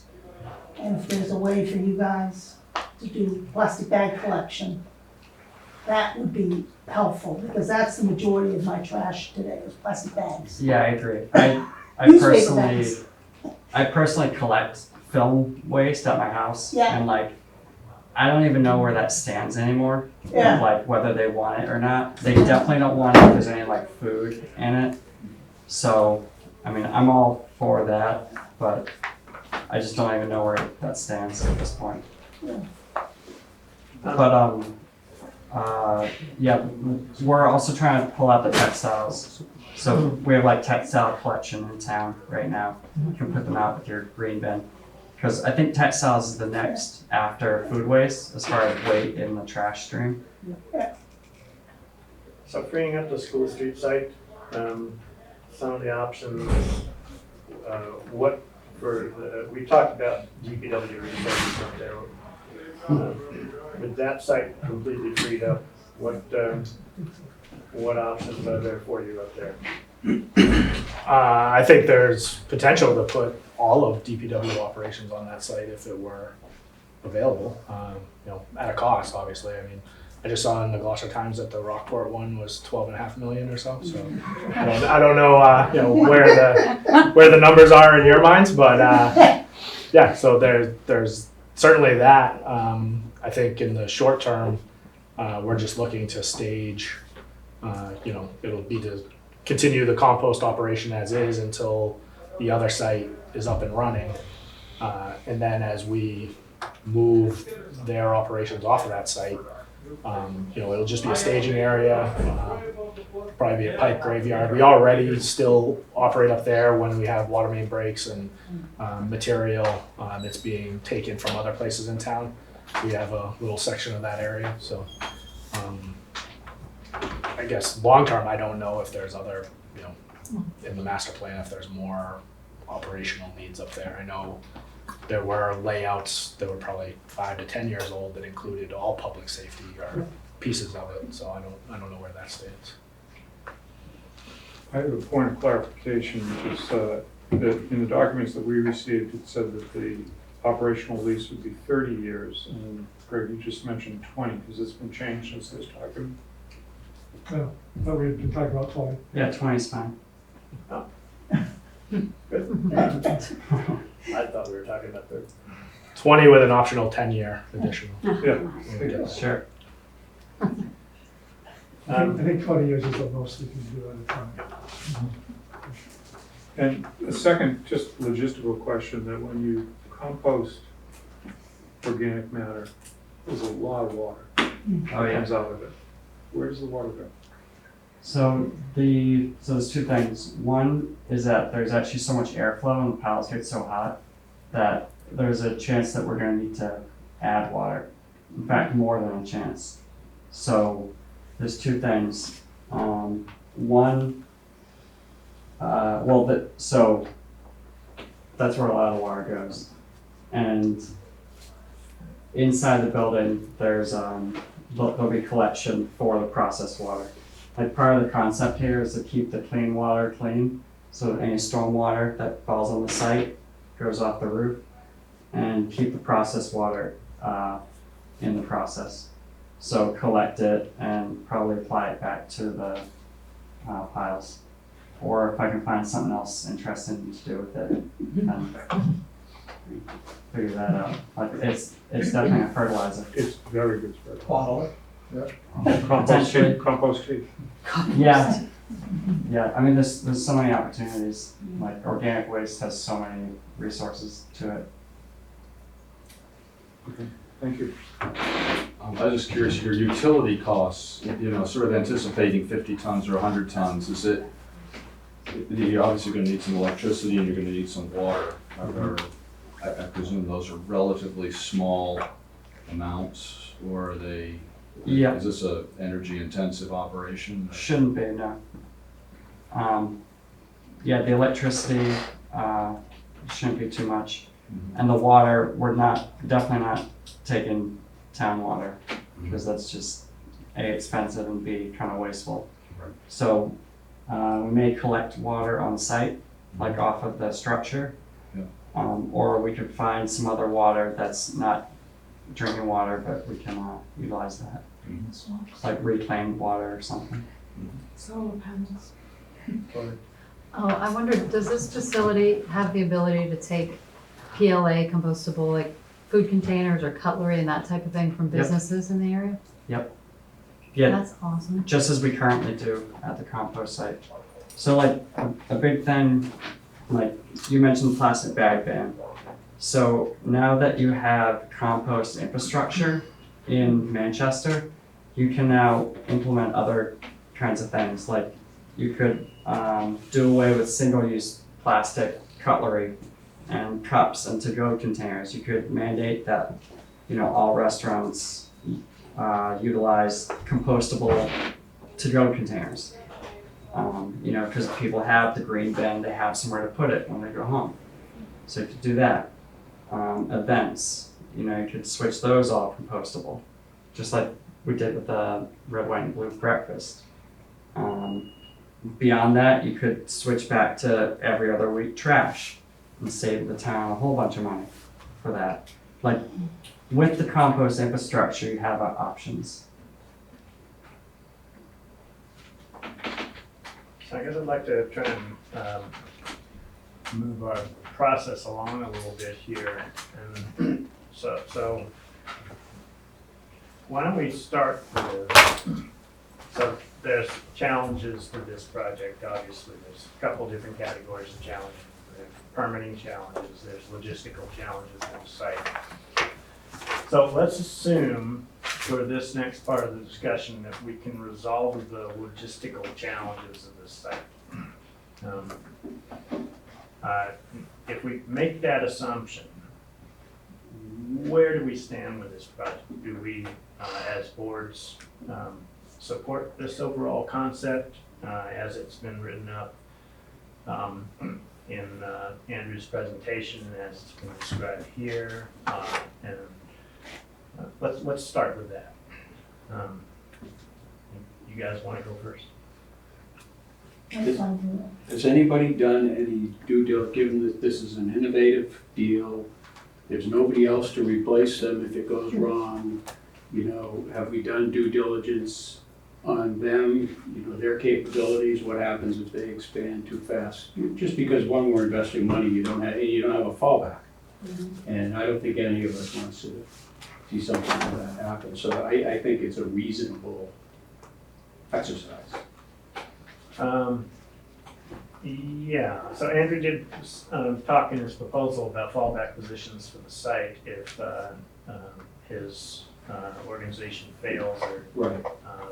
But it won't make up $650,000 in a failed project, that's all. The idea that there's a residual value, I get it.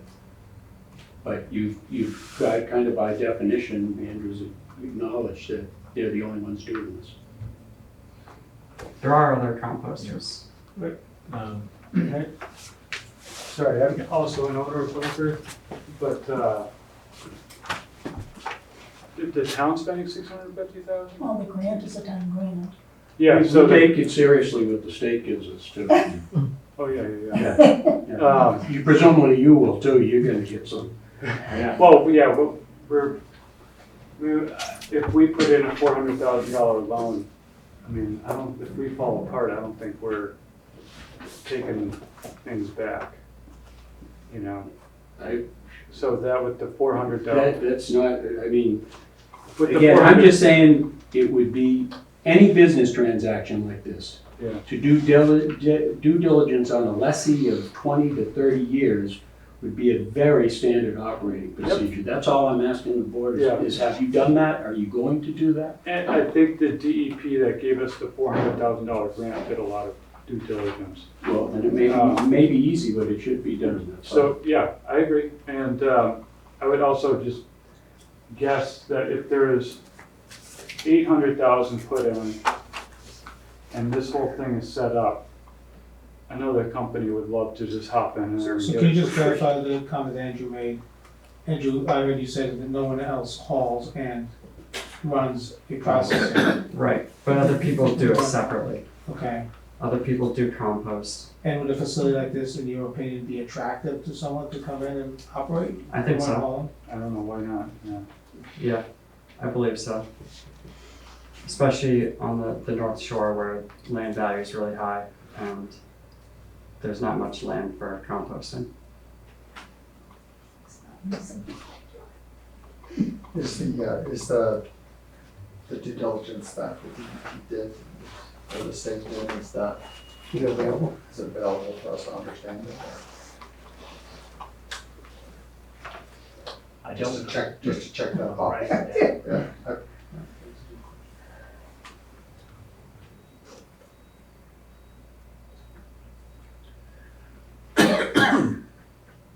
I would also assume that any relationship would have a contract involved, particularly if we're talking about a 20-year lease.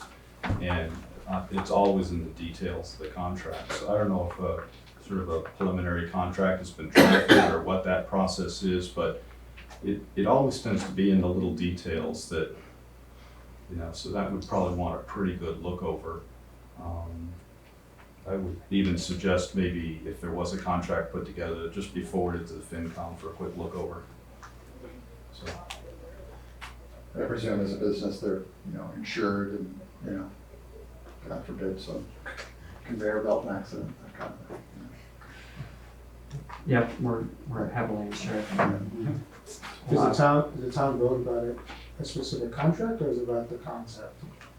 What does the vote really look like? What's that say again? What does the town vote look like? Is it about the concept? No, the vote authorizes the board to enter into contract Specific negotiations. contract? No, No, the okay. lease, just the lease, Gotcha. because it's town land which is being leased.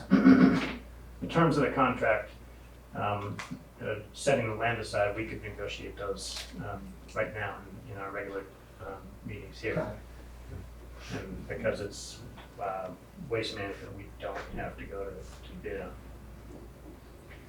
So, I think there would be an open RFP process that we would be taking in. We're not just giving this to Andrew out of the goodness of his heart. He's gonna have to respond to an RFP. And then we assume, because they are the only entity that will be able to provide the qualifications and, respond as a qualified responder to that RFP. However, that's still a procedural step that will have to happen. So other entities, if they decide are interested, will have the ability to submit a proposal.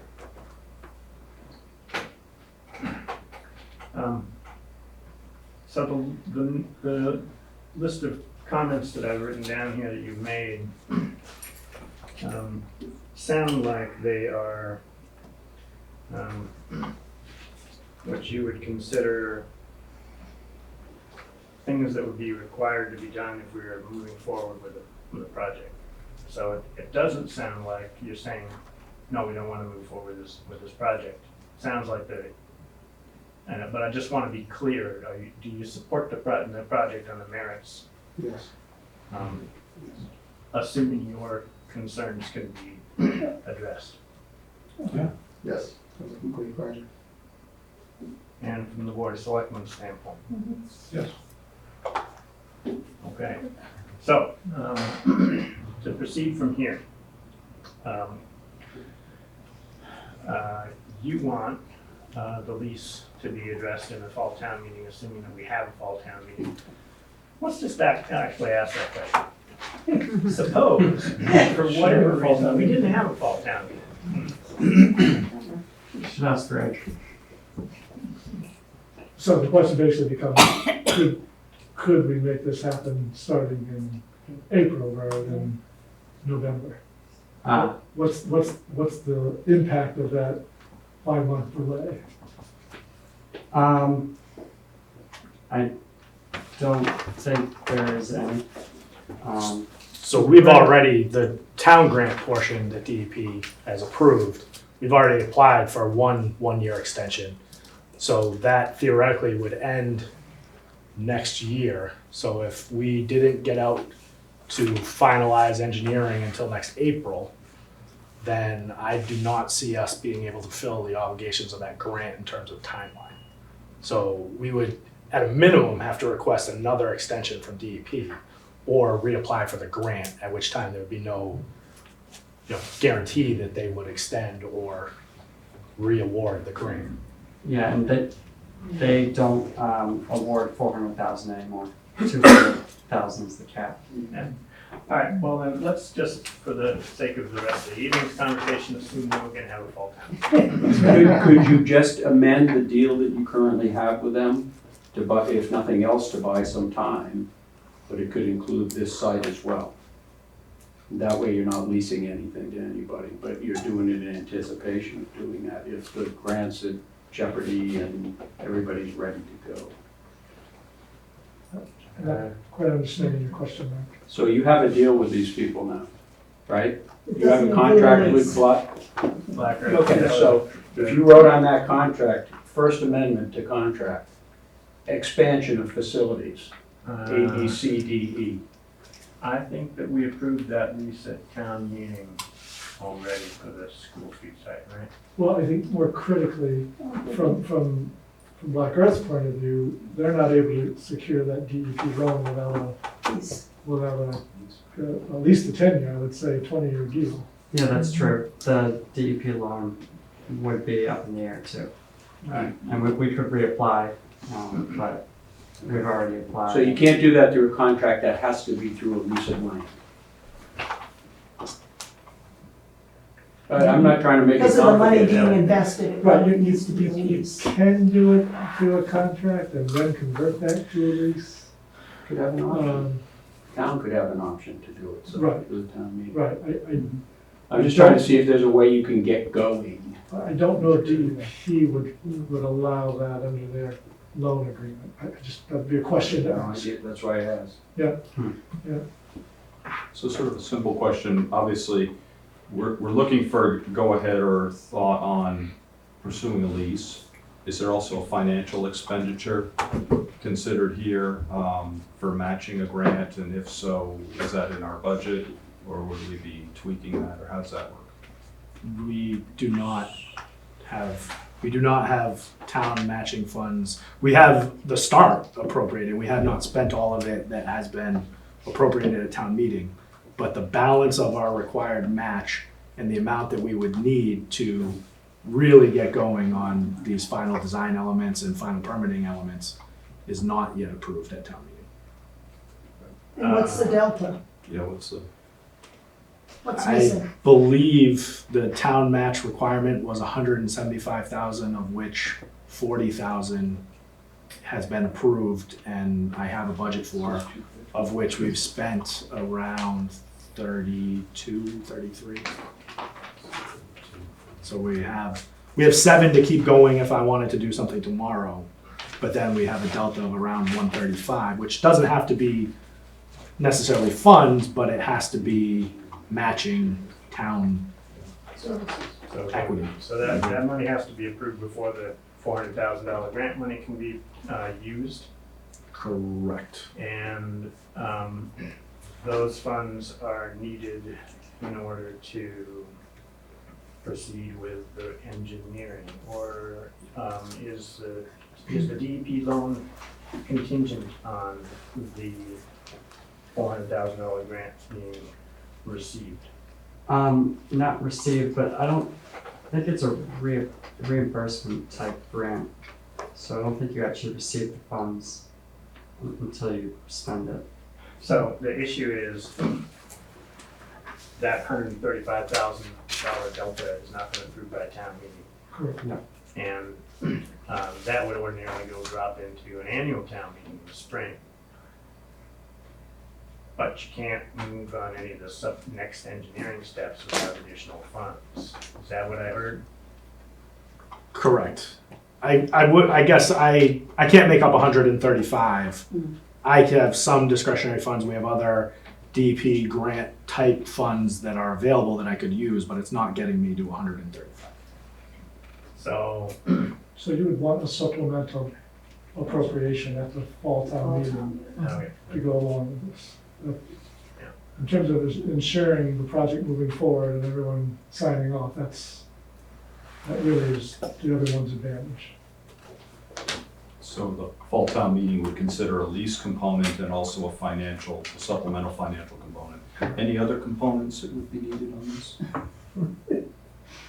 Those are the Can't two. see any. The proposal says Manchester will match the $400,000 and $250,000. That's what this says.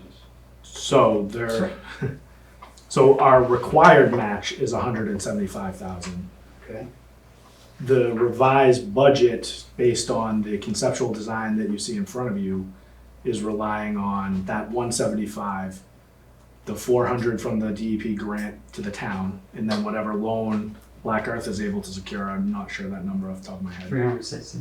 So there potentially could be a delta between that number and the final design as constructed.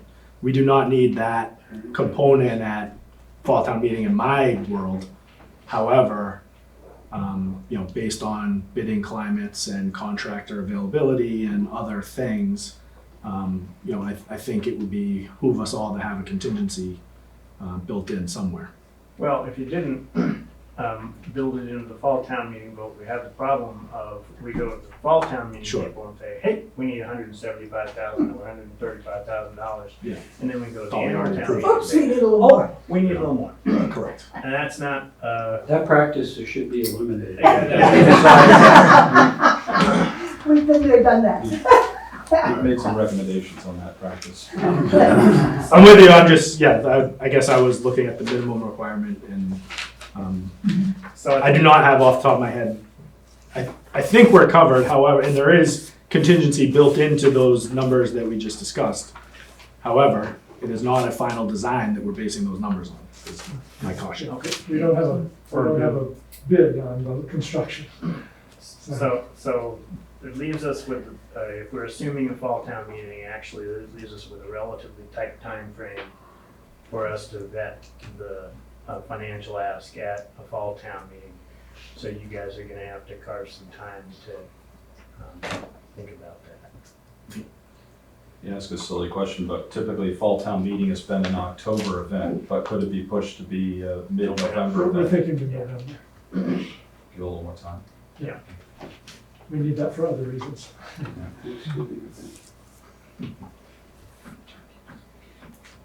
All right, and anything we can do to get more clarity on the permitting before then, I think would be a really good thing.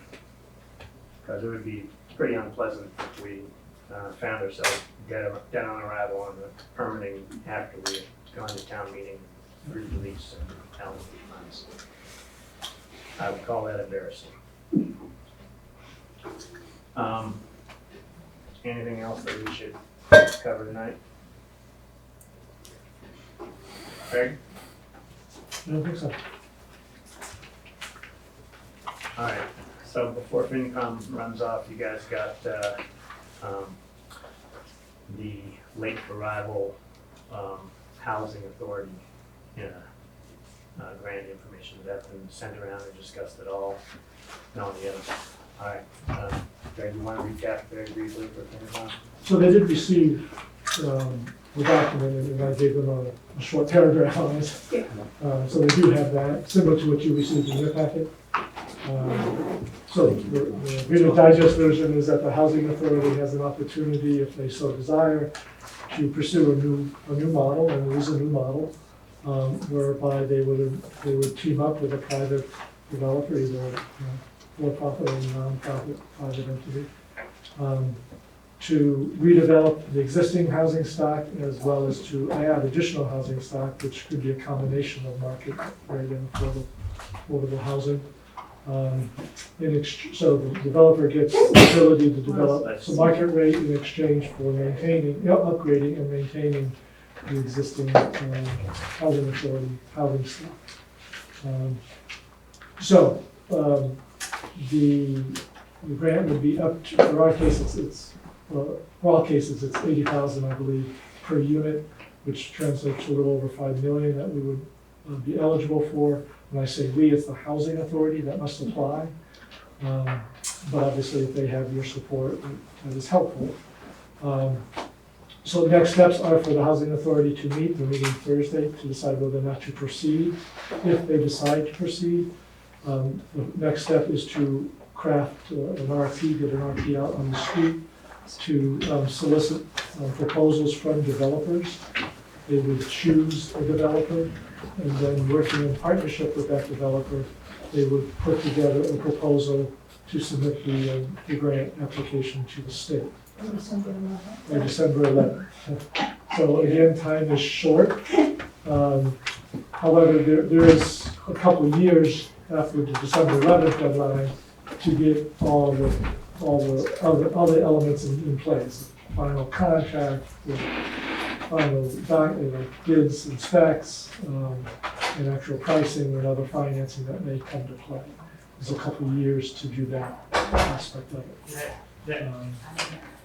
So that's where that's at. So the idea is we wanted it, because we knew it came in a very compressed timeframe. This sat someplace it shouldn't have and got to us where it should have. It's a heads up that you guys may have some things to consider in a short timeframe. Housing authority is going to be meeting on Thursday night, if anybody were interested. I don't think they meet at night. No, It's during the day. It is during the day. I forget the time, but we can let you know. Well, I'd offered to attend and nobody's given me a time. We'll give you a time. So, No one's giving you a time, it's gotta be posted. no, nobody has. All right, we'll get back to you. Alright, so that's all we have there. We can't make any decisions right now, but, okay.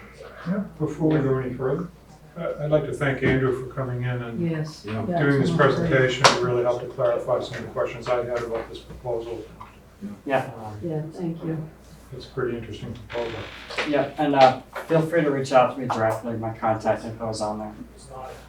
Thank you. Alright, well,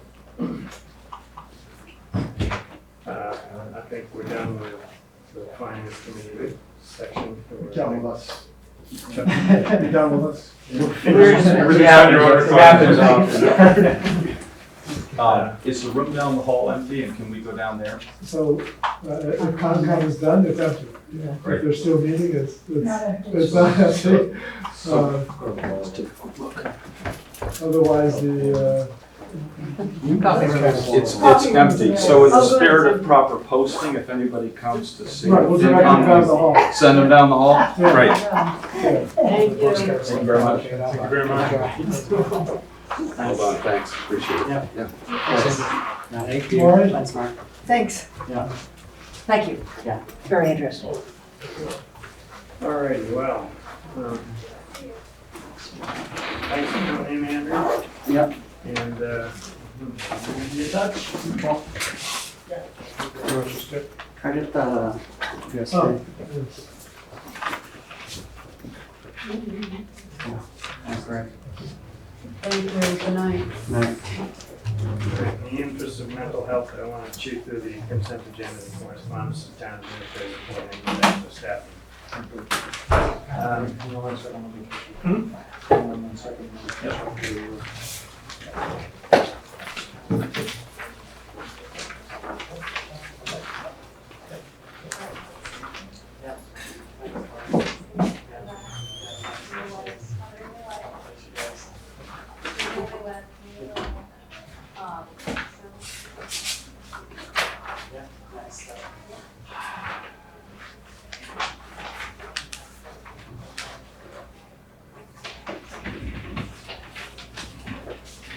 Everyone gets spread out.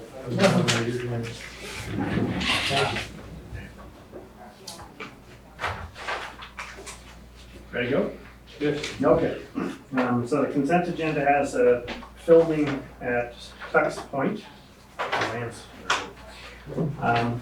Solar installations at treatment plants and a declaration of surplus property for the town clerk's safe. And I want to take out the solar installations for comment. Does anybody else have any comments on the filming at Tux Point for the declaration of surplus property. Do we need to break anything else out of there? I have a comment or question about the surplus property. Go for it.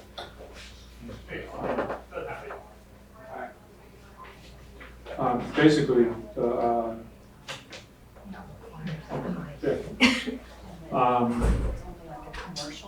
the question was whether somebody who just wanted to take this off our hands, and therefore we surplus it, whether there's any liability if there's no financial transaction for transferring asbestos, an asbestos lined piece of property. I mean, typically to dispose of asbestos products, properties, et cetera, you need a special group of people to do that. But if it's all intact, well, I'll have to double check. I think if it's all intact, then then you avoid some of those hurdles. I raise that issue in terms of Christina's comment that the asbestos that provides the fireproofing quality degrades and becomes ineffective. We're looking at friable asbestos, and is that going to create a liability if we just hand it off to somebody else? So let me double check.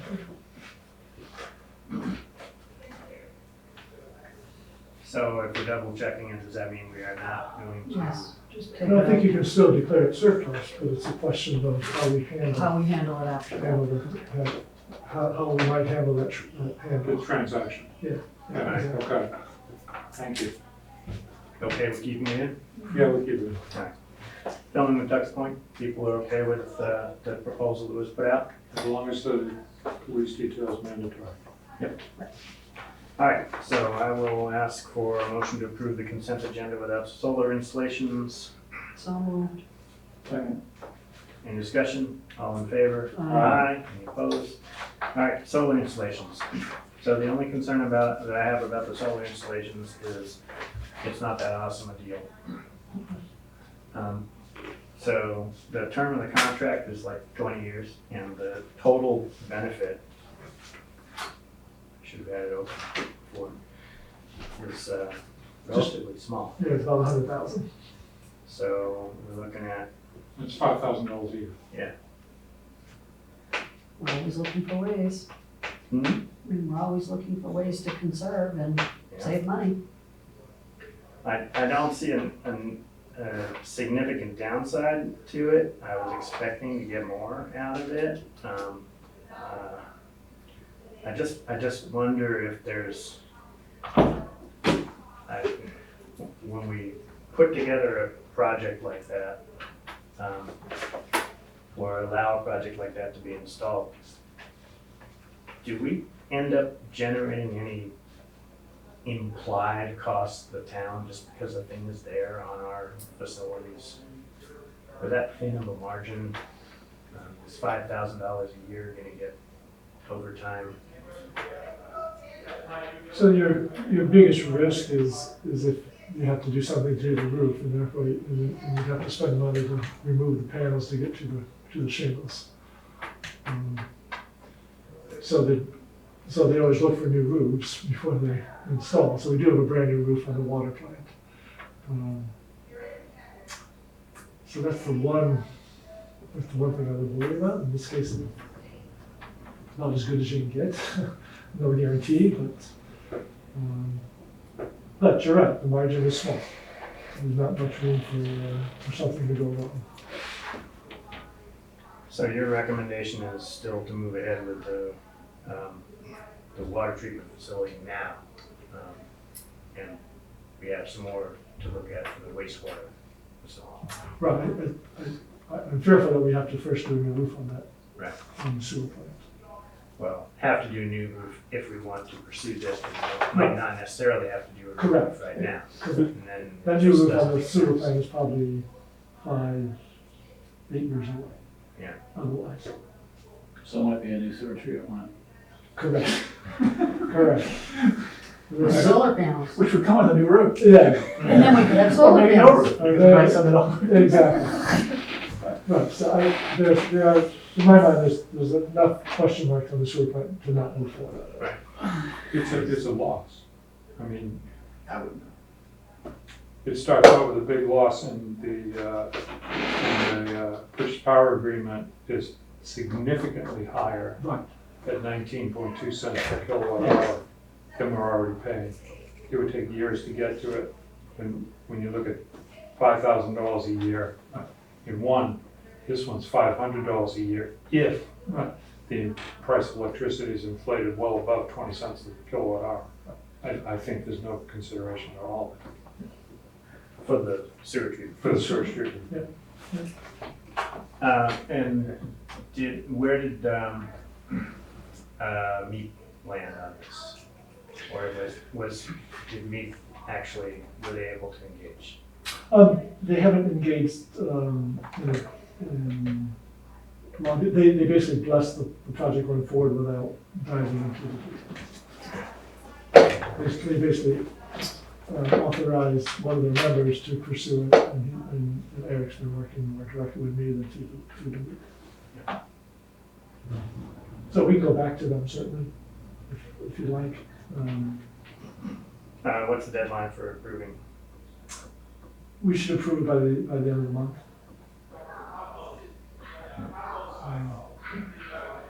I have a lot of small contractual questions that I don't want to spend time on now. Maybe you and I could talk about it. All right, let's push this out. We'll push this to the next meeting. Let him sort out his questions, maybe try and get him to take a look at this. Sure. No, that's fine. That's fine. Correspondence, letter from Xfinity. Letter from the Seaport Economic Council outlining the grant options coming up for this next year. Quite a broad selection of support from the state. Notice of proposed expansion of Crocker's Boatyard, and this is just the ongoing permitting process, which takes years for expanding the docks. They've been in this project for quite some time now. And then a letter from Beth Ozzie about retiring again. And this time, This time she I don't want means to it. say hopefully for good, This but time she means it. Anyway, so maybe we send her a note with some flowers. Excellent. Is her last day end of September? No, Oh, no, end of December. Right. All right. Some significant institutional knowledge. No, Yeah. So we sorted this. we need to get her to start talking with a tape recorder. That's right. That's right. Town administrator report. So, most of these are self-explanatory. We did have a request to revisit the Veterans Memorial. So make a decision as to whether or not you want to put that on as an agenda item or not. I'll run through these, I didn't even, because I circled back to the ones. Most of these are FYI, so at your request, a group of stakeholders is convening to review the speed limits around town. So Todd Fitzgerald is convening a group of different stakeholders to do that. They have their first meeting on Thursday. It would be helpful if one of you would like to sit in on that group to provide input or to listen to the discussions. And I will say the same thing about the Harbor Master Office / Maritime Facility. There's a group forming to vet that as well. And both of those groups would benefit from having a voice represented. Complete streets, you summarized that earlier at the beginning of the meeting. And the Central Street culvert, again, FYI, it's really entering this permitting phase, which will take a while. Both federal and state agencies are involved, so it'll be next summer probably before we have determinations of the permits for those. As mentioned, the cost for that project has gone up significantly, and we'll be reaching out to both Brad and Bruce to see what additional assistance we might be able to gain from the state on that. So those are the 5 items. We'll circle back to any one of them. Alright, so,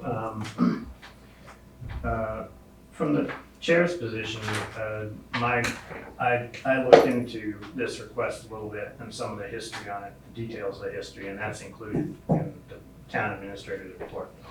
And, I set the agenda for these meetings officially, and my inclination was not to put this on the agenda, this request on the agenda, for the reasons that I've stated, based on the research that I did. However, I will respect other board members' opinions on this. If you view that we should bring this in, I will. I don't recommend it. Yeah, I mean, I think due diligence was done on this project, and to the notes, the comments in the notes, it's passed through all of the necessary boards, and it's been talked about, and it's been publicized, and it's been talked about some more, and I respect Sheila Hill's concerns about the location of it, but I think all of that has been talked about and determined that it should go where all of the permits have been given for. I mean, this has been 3 years maybe? 3, 4? Oh, Well, I mean, once it got to all of the boards and, right. right, so 3, 4 years worth of a lot of folks' time and efforts and thoughts, and just think it's time to start working on I do as well. And also, that there was a lot of private funding that was raised it. for this, and that funding was raised on a presumption. Well, in good faith that the process would move. And unwinding that would Yeah. unwind that funding as well. So I just don't think that it is reasonable for us to bring it back before this board and reopen. Does this deserve a letter to Sheila Hill? Yeah. Describing what you've outlined in the TA Perfectly notes? happy to write that letter. Because I think just saying to Sheila Hill that it's too late for Oh, of course we'd follow up Yeah. with a phone conversation or whatever the choice was, I of would course. I would do it in writing. Yeah, no, of course we'd follow up. All right. You all right with that?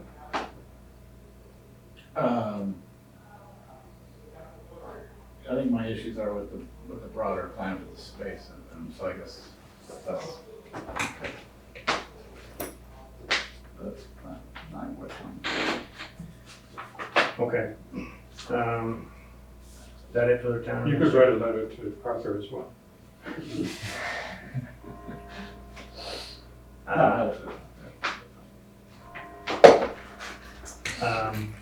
That it for Yeah, the TA? that's all. All right, so we're back to the staffing options. And where we left off was talking about, Can I just get clarification on when Todd's meeting is on Thursday? Todd's meeting? I believe it's 2 o'clock. I'll let me confirm with you. I'm pretty sure it's 2 o'clock. are you gonna plan on attending that?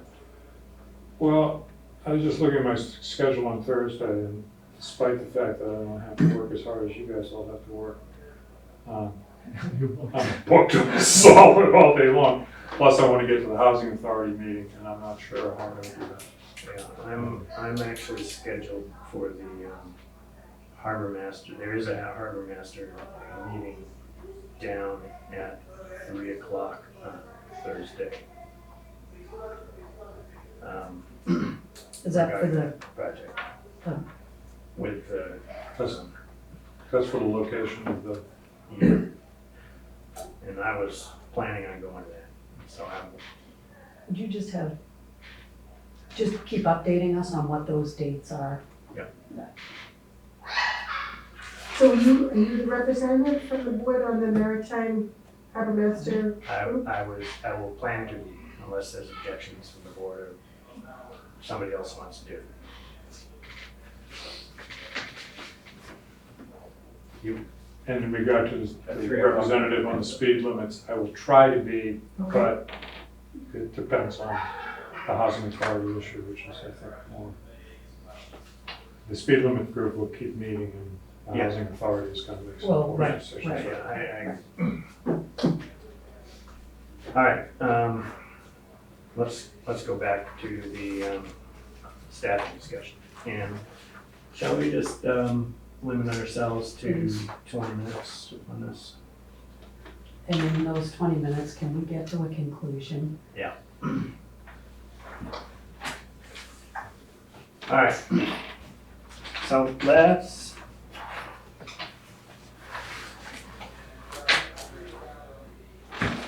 let's come at it this way. So, Greg, you proposed, A and B, and Jeff's suggestion you think has some merit, but I haven't heard you express a significant opinion from your standpoint about the viability of his approach or the reasonableness of his approach. Is that something that you feel like you can do now, or I really shudder to think that we have to, take another round to consider it. So I think, in some ways, yes, it's reasonable. It'll be dependent on who we get for applicants and whether or not we have the interest and the skill sets to do both functions. It's not a stretch to think that person exists out there. I think that's a reasonable assumption. Will they be attracted and will they apply? That's always the challenge. And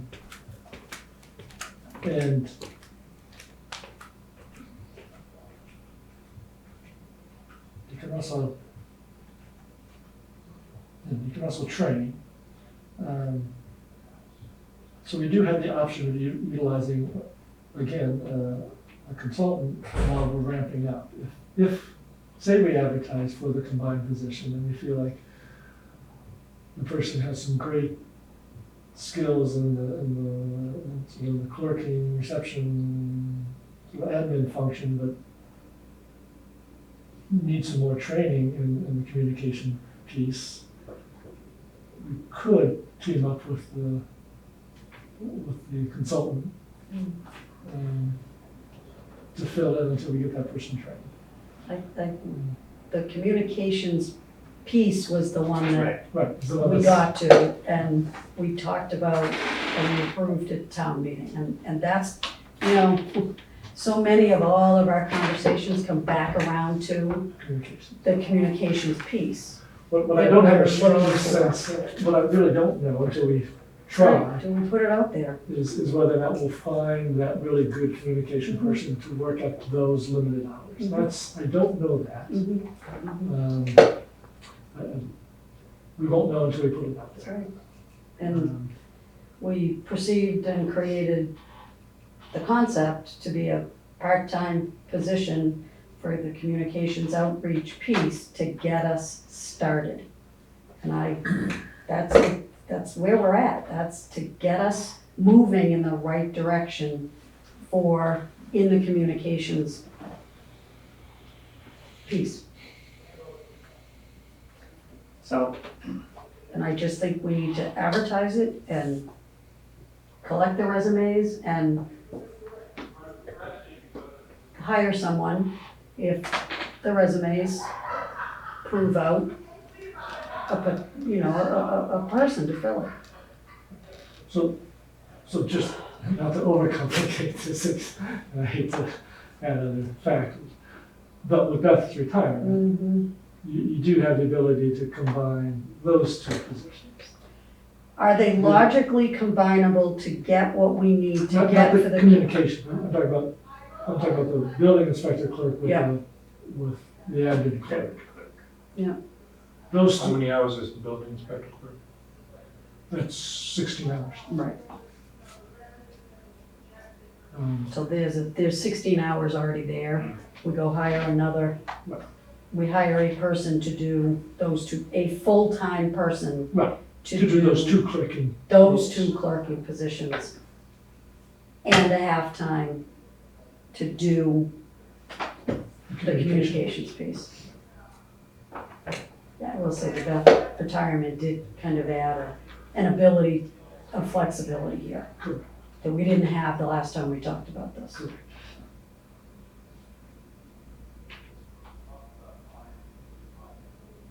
Go for it. I could roll with that and continue outsourcing the human resources piece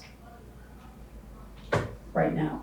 And then that either evolves into a shared position or it stays in the consulting pot, but Is our goal to have that evolve into a shared position? well, we don't know because that was one of the options potentially that came out of I understand. the shared services study with Essex, but we're That not might not end up being attractive. to it. Essex may not decide it's what they'd like to participate in a shared service, but then the option could be there with a Hamilton or a Rockport. Well, the option is there, and Well, Hamilton, according to Greg, is about to go out and post this position.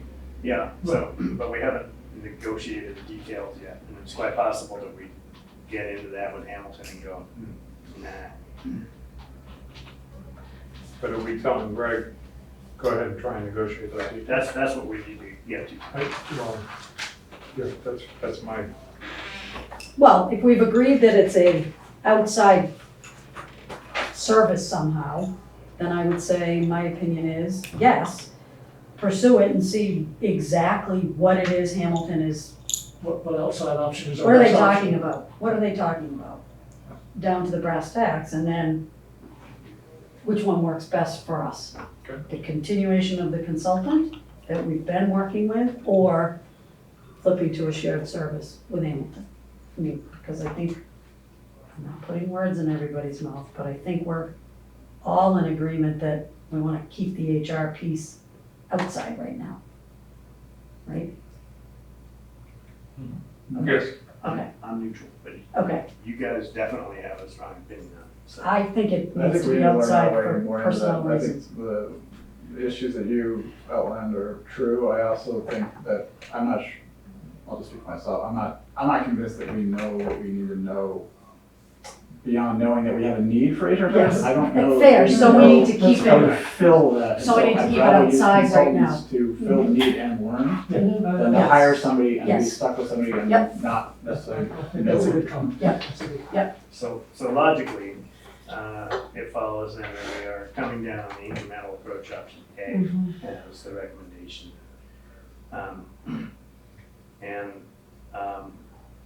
Still going out for the CCOC. There's still, that still technically would leave open the option if we pursue both those, options and we don't get any bites for the small hour CCOC to consider some sort of integrated position. Yes.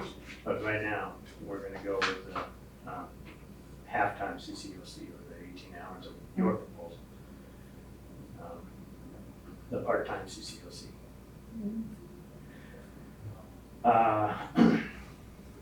So have we reached a decision? Well, so I don't know.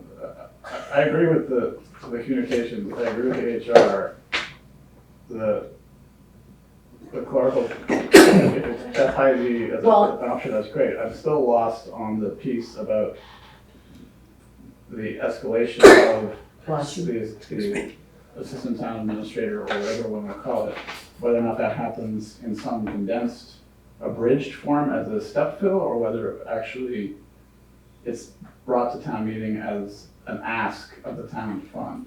that's. I feel like it should go to the town as an ask Yep. now. I don't think that need is going away, and I think the more that we delay on confronting it, I think the more we're gonna run into completely inadvertent, but increasingly, in my opinion, more and more serious public sentiment about the strength of town government. So if we were to have a fall town meeting, you're proposing that we put this position to the town then? The chief of staff, was that, one? I think the naming It needs to be really- thought through more, Right, like, right. I would, Right, a position, a full-time position. If we have a fall town meeting, you're advocating to put forward yes, a full-time position to supplement what we have now in the administrative yes. offices or administrative team. I didn't think that was accurate. That went, If you read, as Jeff said, if you go back and read all the descriptions, there's many different forms. There's a lot of overlap. But there is a, when you distill it down, there is a clear outlining from what everything that you wrote and that I've interpreted from you. There's effectively a option A in multiple forms, but it distills down to the notion of some abridged, lightened version of a more administrative support embedded into a role that does not elevate to what we have discussed as an assistant town administrator. In Plan B, in different forms, Correct. there comes the falling out of a role that is more expanded, Yes. that elevates to something that I think is more equivalent to a town administrator, but even that seems to come short. But nonetheless, you're left with two options in the A and the B. That's what I've focused on. sorry, I thought there was a small financial ask in option A that didn't require. So so right now you have an FTE, you've got the executive assistant. What this does is say you have a part-time clerk and a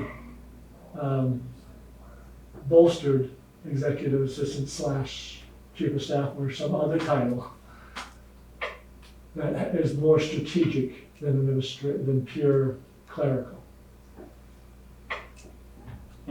So the ask is that, so we're going from 1 to 1.5 FTEs and some boost in pay for that 1 FTE. Right. So that delta is probably in the $50,000 range combined. Okay, and so we do have to push new funds into it, they do have to be So you taxpayer don't approved. need to do it for fiscal, Right. for fiscal 20. Because this doesn't all happen until mid-year, by the time we get it all lined up. But you do need it for 21, for sure. So you don't have to, Next July. you don't have to do the financial ask at the fall town meeting if you don't want to. Don't want to, that's my view. Because we can still execute on the other items, which we deem to be the immediate. You can still execute on the full option A with the assumption that you'll get those dollars, the full dollars needed to proceed in the next fiscal year. In the budget for Right. the next fiscal year. And they're almost independent, those two steps. We need regardless of what option we select, the first steps that we're talking about doing right now, They're the same, okay? they're the same, no Yep. matter what, so. This all hinges on being able to get a part-time communications person. I think that's step 1, see if that's successful. We've got time, that doesn't mean until. So if we have a fall town meeting in mid-November, when do we have to publish it on? 30 days? Your special's only 2 weeks. 2 weeks? It's interesting that the special is shorter than the annual. I You always know, found that curious. we need to make sure we get people there, so. I'm fine pushing it to spring meeting. If you go back to the ask of Greg, was that he is supposed to put forth a proposal, and I think all the way until the end of January, is what he technically had. Yeah. So that, you know, in fairness to Greg, that this could be your proposal, you could revise a proposal and reissue it in January. And that still fulfills the ask of the board to you. Right, So right. then come to vote in spring, that's fine. Right. My interest is not in creating debate and disagreement. My interest is honestly in the things, You're right. in the things that have come back to, you know, haunt us, and not because anybody's not doing their job. I think it's completely inadvertent, but I think I'm just, in our interest, I think we need to help Greg more. And I think it's important that we, you know, add more capacity to that, what Greg was describing, non-executive assistant. I don't think that's the right terminology. But if it does come up in the spring for vote, I don't think it should be called that, because I don't think you're gonna find anyone who can call it that, but. If you look at other towns of our size in the Commonwealth, Yeah. there is a position, and it's not just words, of Chief of Administrative Services that covers a lot of what Greg's talking about in terms of his needs, without necessarily rising all the way up to the level of Assistant Town Administrator. Which is that chief of staff slot, Yeah, possibly modified. Chief of Staff is the funny I would think Lincoln has an assistant town administrator law, I'm correct? So I think the general trend is you're right. But Lincoln's a lot bigger than we are. Yeah, maybe. I don't know. 12,000.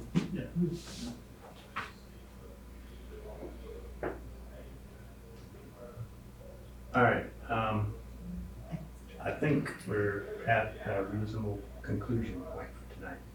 People are comfortable? Do we need to vote? Do you want us to vote? Yes, we'll memorialize it with a vote. I would recommend that you retain the freedom to revise this based on, Right, so I wouldn't vote for it. I feel like I have a good Vote sense of for it. what you've done, and I think Yeah. we should respect that. I'm happy to vote, I just think you have freedom to revise and.